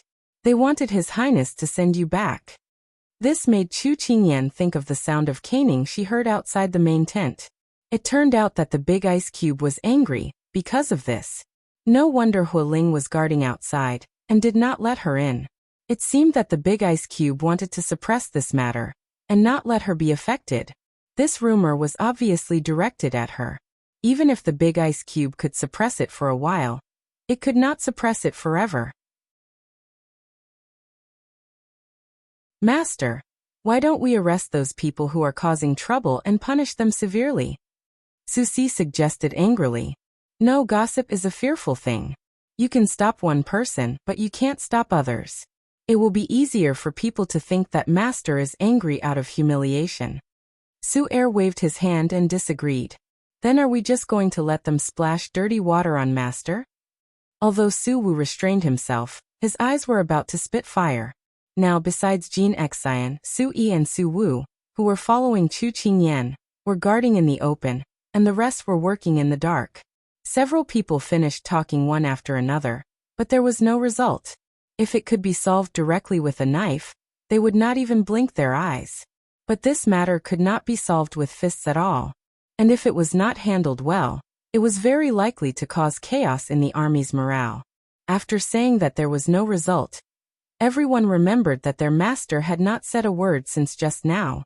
They could not help but look over. They saw her standing under the green tree, her wide robe fluttering in the wind. Her eyes were calm, and the corners of her mouth were slightly raised with a faint smile. Every time they saw their master like this, they knew that their master had already made a decision, and their hearts felt lighter. Jean Xian stepped forward and asked, Master, what should we do? The rumor is directed at me, so I should fight it, right? It is not my style to hide in my shell when being schemed against. Although the rumor was directed at her, it was actually an opportunity to cause trouble for the big ice cube. It was not difficult to guess the intention of the person behind this. Chu Qingyan reached out and flicked the dead leaves that fell on her shoulders. She straightened her clothes and put her hands behind her back. She smiled faintly at her subordinates and said, Accompany me to meet those people. After saying that, she walked in the direction of the main tent again, leisurely as if she was just taking a walk. Seeing that their master had a card up her sleeve, everyone looked at each other and immediately followed with a smile. It seemed that someone was going to be unlucky.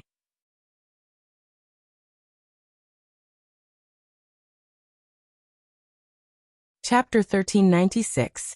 When Hualing saw Chu Qingyan return, he couldn't help but be stunned, especially when he saw the unique smile on the little princess face that sent chills down people's spines. He couldn't help but swallow his saliva and confess. Master doesn't want the little princess to worry, so I ask for the little princess understanding. Chu Qingyan gave a soft snort. I know you're loyal. This time I'll put it on the tab and settle it with you later. As she spoke, she lifted the curtain and strode in. Hualing watched the little princess go in. How could he dare to stop her? He wanted to cry but had no tears. He was only following orders. If he knew that he would offend the little princess, he would have left Feng Yu outside and not take on this task. Xiao Su heard the noise and looked over. He saw a figure as thick as fire appear in the tent. He was slightly stunned. Didn't he have someone invite her back? Chu Qingyan's appearance stunned all the generals standing inside. What a handsome young man. When did such a person exist in the army? Why hadn't they seen her before? Some of the people who had participated in the Southern Blue Army recognized her.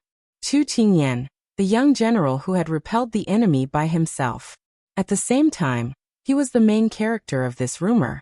They looked at the people being beaten with boards, and then looked at the person in the main seat. They didn't know what to say. Why did you come here? Xiao watched her walk over step by step and couldn't help but raise a brow. Chu Qingyan walked in front of him and gave a military salute. Then she smiled and replied, I heard that a colleague was punished because of this one's matter. As the person involved, this one thought that it was necessary to come and take a look. Xiao narrowed his eyes. It could be seen that the little fellow already knew, but he didn't approve of her appearing at this time. There's nothing to believe in, just rumors. You go back first. This one will summon you if there's something. Even she could hear the protectiveness in his words. Everyone present was smart, so how could they not hear it? Like this, she had to intervene even more. Your Highness, this matter concerns this one's reputation. This one can't just stand by and watch. Seeing that she had made up her mind, Xiao lowered his eyes and stopped trying to stop her. Then what are you going to do? For the time being, I'll stop the caning of a few of my colleagues. Since it's because of me, I'd like to hear what they have to say and see if they can convince me. She emphasized the last few words, but her smile was still as calm as ever. Just now, when everyone saw His Highness protect this young man without any principles, their hearts that originally did not believe in the rumors could not help but waver. The more they looked at this jade-faced young man, the more he looked like a girl. The way they looked at him also changed. Chu Qingyan turned a deaf ear. Her words were directed at those who were gritting their teeth and glaring at her, but her gaze was directed at the person in the main seat. There was a faint smile in her eyes, as if to reassure him not to interfere. Xiao received her message. After a moment of silence, he raised his hand to stop the punishment. All right, this prince allows it. Hearing this, everyone present breathed a sigh of relief. It seemed that His Highness was not unprincipled in his defense. However, everyone had forgotten that Chu Qingyan was the one who had made this request, and their Highness had agreed to it without any hesitation. There were 3 generals who were lying on the ground being beaten. They were all strong and sturdy, and their faces were mighty. Although they were being caned, they were unyielding and did not beg for mercy. It must be known that the military canes were not normal canes, and the executors were the best in the fierce cavalry. Every hit was real, and they were lucky to be able to withstand it. May I ask the names of these generals? Chu Qingyan made a hand gesture. Su Yi and the others helped the 3 up. Kneeling was better than lying on the ground. She did not want others to say that she was humiliating these generals. When she came in to talk to His Highness, they had already guessed her identity. Today they were reduced to this state because of her. They were angry, but because His Highness was present, they had no choice but to reply. Wu Lin, Lu Weiyan, Hong Jianhua. She had heard the names of these people before. Although she knew about Big Ice Cube's training, most of them were his old generals. However, she had never participated in it, so it was normal that these people did not know her. However, she knew their names because Big Ice Cube had given her a list of names. These 3 people were good fighters who had followed him to the north and south, but brave and wise generals were too rare. These 3 people were too honest, suitable for charging and breaking through enemy lines, but not suitable for brain work, so it was normal for them to be used as guns. At the same time, she was also very clear that these 3 people had high prestige in the army. If this matter was not handled well, although it would not affect their trust in Big Ice Cube, it would be a big obstacle for her to stay in the army. Generals, this one has no enmity with you, and we have never met before. Why are you wronging this one too? She stood in front of them, cupped her hands and asked with a smile. There was no anger from being wronged, but instead, there was humility and warmth. If this person confronted them from the beginning, these 3 people with bad tempers would not let her off easily. Now this jade-like person in front of them was polite. As the saying goes, one does not hit a smiling person. They suppressed their anger and let one of them speak. We have no enmity with you, but if you continue to stay in the army, I'm afraid you will have a deadly enmity with the army. Wu Lin looked at her coldly. Although his face was full of anger, he was still polite, at least in his own eyes. Chu Qingyan found it funny. General Wu, why do you say that? At this time Lu Weiyun said, May I ask this little brother, are you a man or a woman? Such a straightforward question made Xiao Su's eyebrows twitch. Just as he was about to stand up and scold her, the person in front of him suddenly turned her head and blinked at him with her back facing everyone. She was mischievous and cute, but her eyes were pleading for him not to interfere.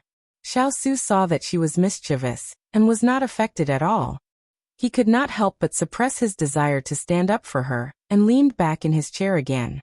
Since the little fellow was so confident, he would wait a little longer. If it really did not work out, he would clean up the mess for her. Seeing his reaction, Chu Qingyan looked back at the people in front of her with satisfaction. The three of them were not the only ones who wanted to know the answer to this question. The generals standing on both sides also stared at her with bright eyes. Chu Qingyan curled her lips and crossed her arms. She said without bashfulness, "That's right, I'm a woman." Once these words were said, everyone was shocked and angry, especially Lu Weiyun, who had asked the question just now. He pointed at Chu Qingyan and said to Xiao bitterly, "Your Highness, look. This person admitted that she's a woman.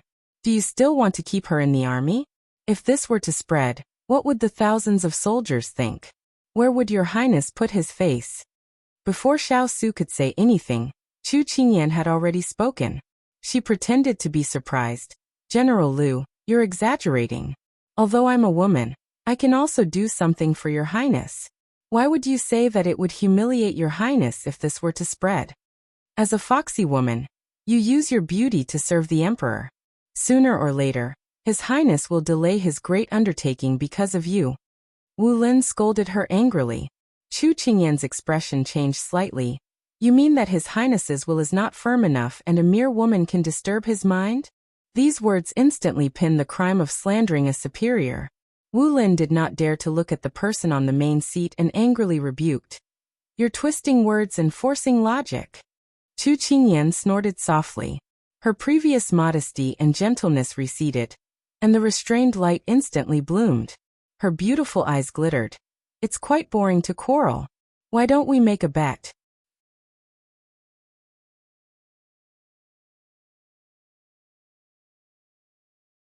Chapter 1397. Quarrel? She actually said that their questioning was quarrel? It wasn't just Wu Lin's group of three.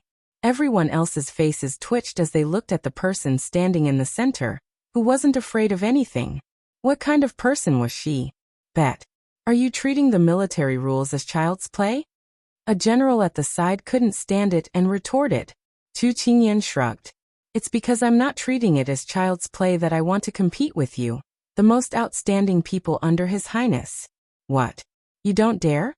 After this pause, she flattered them and provoked them. The first part smoothed their hair, and the second part successfully made them fall into the trap. "Let's compete then. Do you think I'm afraid of a woman like you?" Wu Lin said valiantly and disdainfully. However, as his words fell, he felt a cold wind blow over his neck. He immediately shrunk his neck back and looked at the person on the main seat. He saw that His Highness was calmly looking at everyone, and did not look in his direction. He couldn't help but let out a light breath. However, he didn't dare to say those curses in the general's army. General Wu agreed. "What about the others? Don't say that this Chu bullied you when the time comes and renege on the bet." Chu Qingyan was like a cool breeze as she looked at everyone with a smile, as if she was just asking how the weather was today. During this time, someone stretched his neck and asked, "Tell us, what do you want to bet and what do you want to compete in? Otherwise, when the time comes and we'll be led by the nose, we won't be able to do anything." The question hit the nail on the head. Not only Wu Lin and Hualing, but even Xiao was very curious. What method did his little fellow want to use to deal with the current situation? Chu Qingyan curled her lips and a beautiful smile hung on her lips. She spread her hands and looked a little innocent. "I also don't know what to compete in. Why don't you all decide? I believe that you won't propose anything too outrageous." After saying this, she added a very bright smile, full of trust. Everyone didn't know how to react to her words.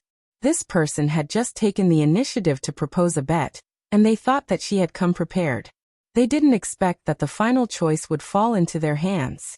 Should they say that this person was too conceited, too confident, or too brainless? When Hualing and the others heard this, they couldn't help looking at their little princess with worried expressions. Although they knew she was bold, Wasn't she a bit too bold today? Xiao furrowed his brows. He didn't quite agree. This was too much nonsense. He subconsciously wanted to stop her. Most of these people were trained by him, so he knew what they were capable of. If this continued, she would be at a disadvantage. However, Lu Weiyun and the others' faces turned red. They grinned and said, "You said it yourself. Don't say that we bullied you." "That's right, Your Highness can testify to what I said just now." Chu Qingyan did not look at him. Instead, she turned sideways and cupped her fists at her iceberg. She knew that he would not be able to hold himself back from standing up for her. She decided to strike first and use her words to shut him up. Xiao looked at her. This little fellow was becoming more and more good at grasping his thoughts. He loosened his clenched fists. It was unknown what he thought of in the end, but his brows relaxed. He slowly nodded to his subordinates who were afraid he would be biased. "This king will testify." Everyone instantly let out a sigh of relief. They began to think about how to embarrass Chu Qingyan. Letting the men compete with a woman was already a kind of humiliation. If they lost to her, it would be a great humiliation, so they would not let her have an easy time. However, the clear voice sounded again. "Has everyone thought about what to compete in? I believe that in front of His Highness, the competition everyone proposes will be able to convince everyone." Wu Lin snorted coldly. "With your mother?" Before he finished speaking, his neck was pressed down again. He almost knelt down again. He couldn't help but grit his teeth and change his words. "Competing with Miss, we naturally will not let others say that we are bullying the weak." When he finished speaking, he was already drenched in cold sweat and his hands and feet were cold. Xiao calmly retracted his gaze. How could his people be insulted? "All right, then may I ask what the competition is?" "You can propose 3 types of competition." Chu Qingyan nodded and asked with a smile. "Since it is in the military, then it will be a competition that will be used in battle." Hong Jianhua, who had been silent all this time, looked coldly at Chu Qingyan. Then he turned and cupped his hands toward Xiao on the main seat. "Your Highness, this general feels that we can propose a competition. This miss can propose a competition. The last competition will be decided by Your Highness to show fairness." Hong Jianhua had a high position in the military. When he spoke, not many people objected. Xiao looked admiringly at the speaker and nodded, aloud. Since the leader had spoken, she naturally had no objections. However, Chu Qingyan still looked at Hong Jianhua. This person had a clear distinction between public and private matters, and did not bully the weak. She admired him. "We propose that the first competition be archery," Lu Weiyun said. Everyone nodded. Hualing and the others showed strange smiles. Xiao nodded. "How about the second competition be fist skills?" The moment he said that, everyone agreed. They saw that Chu Qingyan was so skinny and weak. One punch from her would probably be enough to kill her. "All right, it's your turn. What do you want to compete in? Embroidery? Playing the zither?" No matter what you want to compete in, as long as you propose something you are good at. Since it's best 2 out of 3, we can give you a handicap. Wu Lin started to push again. Before the competition started, he could already see her being completely defeated. How could their little princess be humiliated like this? Compared to the anger of Hualing and the others, Chu Qingyan gave a happy laugh. She asked the silent Hong Jianhua on the side, "I wonder what General Hong is good at?" Hong Jianhua did not understand, but he still honestly replied, "This old man likes to practice and has some skill in this field." "General Hong is too modest. Your sand table practice is something no one here can compare to," someone said with a smile. As soon as this was said, others quickly agreed. Chu Qingyan's eyes revealed a smile. She said to Xiao, "Then for the last competition, this Chu proposes a military formation." When these words fell, the tent fell silent. No one spoke. In other words, they were all stunned by Chu Qingyan's shameless words. Hong Jianhua was also stunned. When he saw Chu Qingyan's smiling eyes, he felt that this brat was too arrogant. His heart turned cold as he cupped his hands and said, "Then this old man will be bold enough to accept your challenge." "I couldn't ask for more," Chu Qingyan replied with a smile. All right, these 3 competitions will be the content of the competition. The competition will be set for the day after tomorrow. Xiao looked over everyone and lightly said. No one had any objections. Wait. The clear voice sounded again. Chu Qingyan walked out under everyone's gaze. Seeing her, someone sneered. Could it be that you're afraid and want to go back on your word? Chu Qingyan raised her brows and smiled. What this Chu wants to say is that the stakes have not been set yet.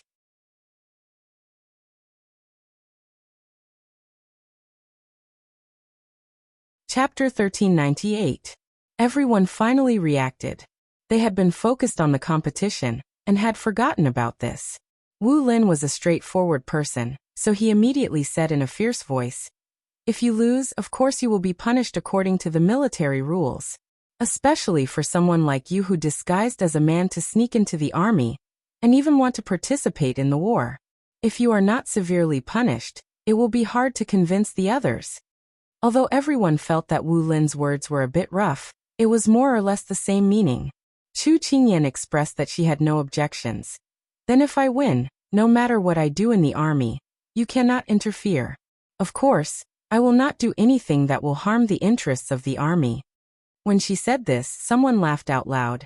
Then we'll talk after you win, you brat who doesn't know the immensity of heaven and earth. She did not waste time arguing and looked at Hong Jianhua, asking for his opinion. All right, it's a promise. Hong Jianhua did not feel that she could win, so he indifferently agreed to her bet. Chu Qingyan gave a clear laugh and cupped her hands to the generals present. Then when the time comes, I ask everyone not to go back on their words. Although only the 3 generals in front of her were punished for suing her, there were more than 3 people who were targeting her. When everyone saw her like this, they gave a snort and returned a bow. I'll let you be proud for now. Let's see how you'll cry and beg for mercy when the time comes. Some of the generals who had followed Chu Qingyan before had seen her methods. Their hearts were beating fast and they were not as optimistic and confident as the others. She was a brave and resourceful general. Xiao saw that everyone had achieved their goal, so he waved his hand to have them leave. After a while, there was only Chu Qingyan, Hualing, and the others left in the tent. Little Princess Consort, your performance just now made all of us sweat. Hualing exaggeratedly patted his chest as if he was really scared. Chu Qingyan gave a soft laugh. Since she dared to say this, she naturally had a way to deal with it. All right, don't worry. I never fight an unprepared battle. Hearing her words, Hualing and the others let out a sigh of relief and their lips curled up. They just knew that there was nothing the little princess consort couldn't do. You're too mischievous. At this moment, Xiao's cold voice sounded in the tent. Chu Qingyan's back was facing him at this moment. She pursed her lips and smiled. Her real trouble had just arrived. If she didn't deal with this leader, everything she had done would be for naught. She turned around and met his gaze. She took a few steps forward until she was a table away from him and had nowhere to go. Only then did she stop. She put her hands on the table and said seriously, How am I messing around? I just want to use my own ability to solve my own problems. This isn't a difficult task. You don't have to do it yourself. I can help you solve it. Xiao pinched the space between his eyebrows. Looking at the little guy's disposition, he must have prepared a lot of words for him. As expected.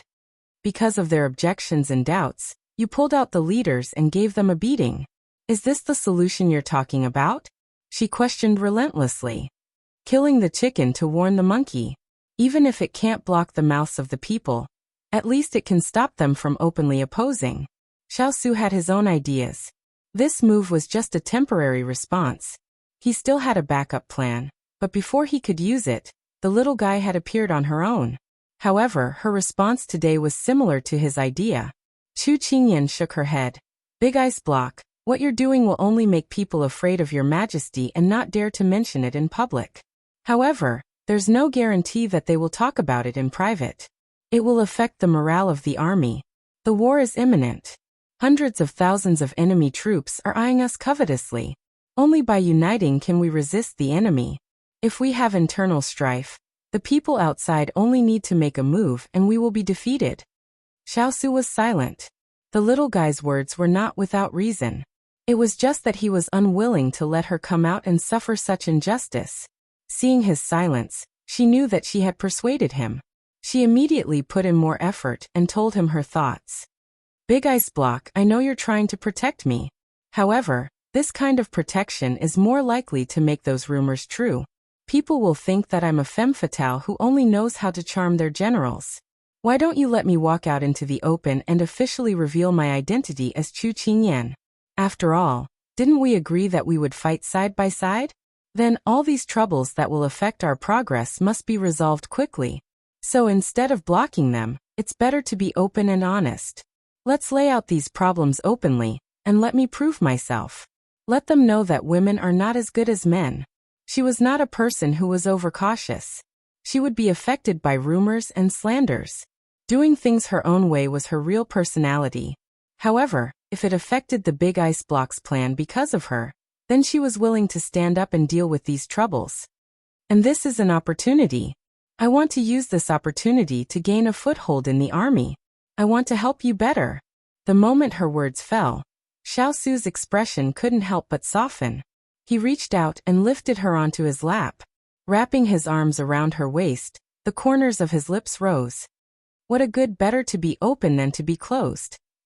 Ian, you're making me look at you in a new light. How can there be weak soldiers by Mighty Eagle's side?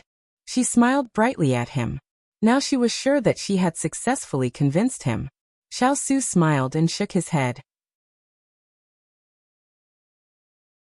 Saying so much because you're afraid that I'll interfere? Hearing this, Chu Qingyan couldn't help but glare at him. That's right. Who doesn't know that you have the most tricks up your sleeve? Although you agreed to my competition on the surface, if you want to interfere and make the competition fail, it's not like there's no other way, right?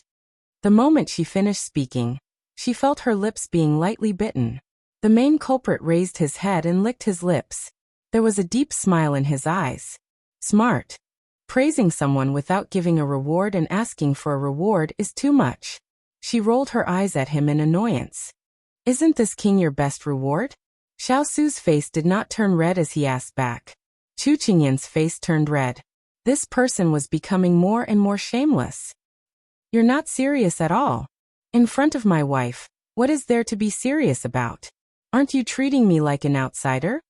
Xiao Su gently pecked her again with a happy smile. How could Chu Qingyan be the one to suffer a loss? When he came close again, she pulled down his neck and fiercely blocked him, taking the initiative. It was rare for this little fellow to take the initiative, so how could Xiao Su let her go? In an instant, the temperature in the tent rose and the two of them were locked in a stalemate. Hua Ling and the others had unknowingly left and stood guard at the door, not letting anyone come close. After an unknown amount of time, Chu Qingyan leaned into his embrace and stared at him while panting. It looks like I'll really have to bear the crime of being a femme fatale. Originally, she just wanted to punish him and immediately leave, but who would have thought that he would not let her go? She could only bite the bullet and face him, but it was a pity that she ended up throwing away her helmet and armor. Xiao Su revealed an iron-blooded smile when he heard this. Only a useless person would be confused by beauty. I'm not that kind of person, so you don't need to feel this kind of burden. Chu Qingyan's lips curled up. This was her big ice block, so strong. She liked it.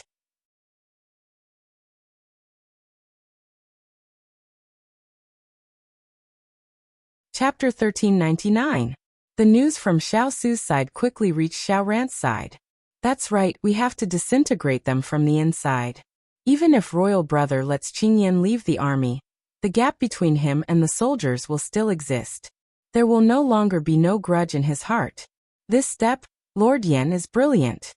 After Xiao Ran glanced at the contents of the letter, he smiled happily.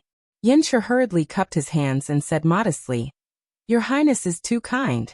However, if the King of England insists on keeping Miss Chu in the army, although it is not beneficial to us, as long as we instigate a little more, the morale of the army will be even more unstable. At that time, we will take advantage of the situation. No matter how powerful Miss Chu's beasts are, we will definitely be able to take them down with our manpower. The corners of Xiao Ran's eyes rose. Standing on the high mountain, He raised his hand and pressed down on his fluttering sleeves. His brows relaxed. Okay, let the army move forward secretly. They must arrive in 2 days. Yes.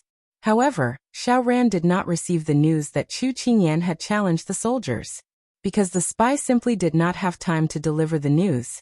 Inside the tent, there was a person kneeling. Chu Qingyan drank her tea slowly, as if that person did not exist. Jin Xian, Su Yi and the others were busy with their own matters, and did not seem to notice the person kneeling. In this strange atmosphere, that person could not help but tremble and say, "What do you want? This lowly one still has to go on patrol. Now that I have been caught by you, if the higher-ups can't find this lowly one, they will definitely say that this lowly one has neglected his duty." However, no one paid attention to him, as if he was talking to himself and singing a one-man show. The person continued to speak a few more times, but the effect was still the same. After a whole morning, he spoke until his mouth was dry, but no one took him seriously at all. That person clenched his fists as if he had been bullied. He raised his hand and angrily pointed at Chu Qingyan, who was sitting above him. With a righteous look he said, "Chu Qingyan, you're just His Highness woman. You don't have the right to arrest people. The rumors outside are indeed true. You're here to cause trouble for the army. I'm going to tell the soldiers to drive you out so that you won't cause trouble for the army and the general." Just as this person stood up and was about to leave, he was unexpectedly stopped by Su Yi and the others. He struggled with all his might and shouted, "You're just a woman. You captured soldiers without permission and used lynchings. Where do you put the military rules? Where do you put the general? The general may have been deceived by you, but we won't. My death is nothing to be regretted, but there will always be someone to deal with you." This person was the captain of one of the battalions in the army. He was in charge of 200 men, and his name was Su Hu. When he was tired of shouting, Chu Qingyan closed the teacup lid and looked at him leisurely. "Captain Su, you should be thirsty after talking so much, right? Come, drink some water to quench your thirst. You'll have the strength to shout a few more times later." Su Hu had been observing her this entire time. When he saw her smiling at him, his heart trembled. What was this person planning? What do you mean by this? What could this Chu mean? I just want to ask Captain Su what you mean by this. This Chu has no enmity with you, so why are you slandering this Chu? Chu Qingyan appeared to be in a good mood. Su Hu was shocked. Could it be that his actions had been exposed? I don't understand what you're talking about. Captain Su, are you planning to play dumb with this Chu? Chu Qingyan put down her teacup and stood up. She slowly walked towards him. What are you trying to do? I'm telling you, don't mess around. Otherwise, once I shout, you'll be punished by military law before you even need to compete with the others. Su Hu saw her walking towards him with a smile, and felt an inexplicable chill in his heart. He hurriedly spoke up. Chu Qingyan stopped 3 steps away from him. She smiled as if she was just catching up with an old friend. Just now, no one outside made a sound when you shouted until your throat was hoarse. Do you think shouting now will be of any use? Su Hu finally understood why there was no sound when he shouted to attract the attention of the people outside. It turned out that this person had already set up a trap. He couldn't help but feel a little flustered. Captain Su, this Chu admires your talent. In just a few short days, you were able to disguise yourself as someone else without being discovered. Unfortunately, justice grinds slowly but surely. You still fell into this Chu's hands. Chu Qingyan turned around and walked towards the main seat. Su Hu didn't expect to be exposed so quickly. He raised his hand and was about to slap Chu Qingyan's back when Su Yi, who had been watching him closely, raised his hand and chopped Su Hu's shoulder. Su Hu spat out a mouthful of blood and fell to the ground. He struggled to raise his head and saw Chu Qingyan's smiling face. His face instantly turned ashen. He didn't expect that after so many years of disguise, this would be the first time someone had seen through his disguise. Unwilling to accept this, he asked, "How did you see through me? You want to know? Then tell me what you know." Chu Qingyan sat back in her chair and looked down at him condescendingly. The smile on her face was no longer the same as before. Instead, there was a hint of coldness. "Don't you dare. As soon as he opened his mouth, Susan stepped on his back, causing him so much pain that he couldn't continue. You didn't expect that the famous master of disguise, Lu Bai, would fall into my hands, right? Su Hu, who was still struggling, looked at her in shock.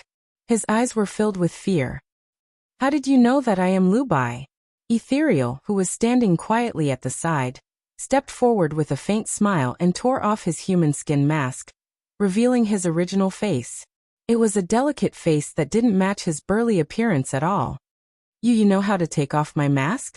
Lu Bai was so agitated that he couldn't speak clearly. Ethereal ignored him and returned to her original position. Take him away for interrogation. Chu Qingyan saw that she had achieved her goal. She ignored the anger in Lu Bai's eyes and waved her hand to have someone take him away. She leaned back in her chair leisurely. Lu Bai was not satisfied. He wanted to say something, but his mouth was gagged and he was dragged away. After the tent returned to silence, Shi Ning, who was at the side, asked her master in confusion. Master, you spent half a day just to expose his true identity? Why didn't you ask him why he became a spy? Su Er, who was standing at the side, answered for his master with a smile. Miss Shi Ning, you may not know this, but this man is a famous master of disguise in Jianghu. He is arrogant, and if you interrogate him directly, you won't be able to get anything out of him. However, he has always boasted that no one can see through his disguise. Master is taking advantage of this fact to set up today's trap. Once a person's proudest thing was destroyed, it would be much easier to interrogate him. Shi Ning immediately understood. Su Er, you are so smart. She then gave her mistress a thumbs up. Mistress, you are so smart. At the side, Jin Xian's eyes fell on Shi Ning and Su Er. He could not help but squint. Ethereal stood still and looked at the young princess who was smiling sweetly. She admired her methods. However, Su Er was only half right. This kind of thing could be done by others, but the young princess did it herself. It was not that she did not believe in the ability of her subordinates, but this person spread rumors and hurt her mistress's dignity. The young princess had always been one who would not offend others if they did not offend her. But this time, her mistress was involved. The young princess had to personally avenge her mistress. A person was used to standing at the top. Once he was kicked down and the thing he was proud of was trampled under the feet of others, it was more painful than destroying the person. After a while, Su Er came in excitedly. Mistress, Lu Bai has confessed. Chu Qingyan smiled. Good. It was time to sow discord. You're tuning in to the Li Mei's Wuxia Whispers YouTube channel. We're so grateful for your support, and don't forget to subscribe to join us on this incredible journey through captivating stories. Your generosity through donations truly makes a world of difference, as it's the primary source of revenue that allows me to expand and enhance this channel for you. Thank you from the bottom of my heart for being a part of this adventure.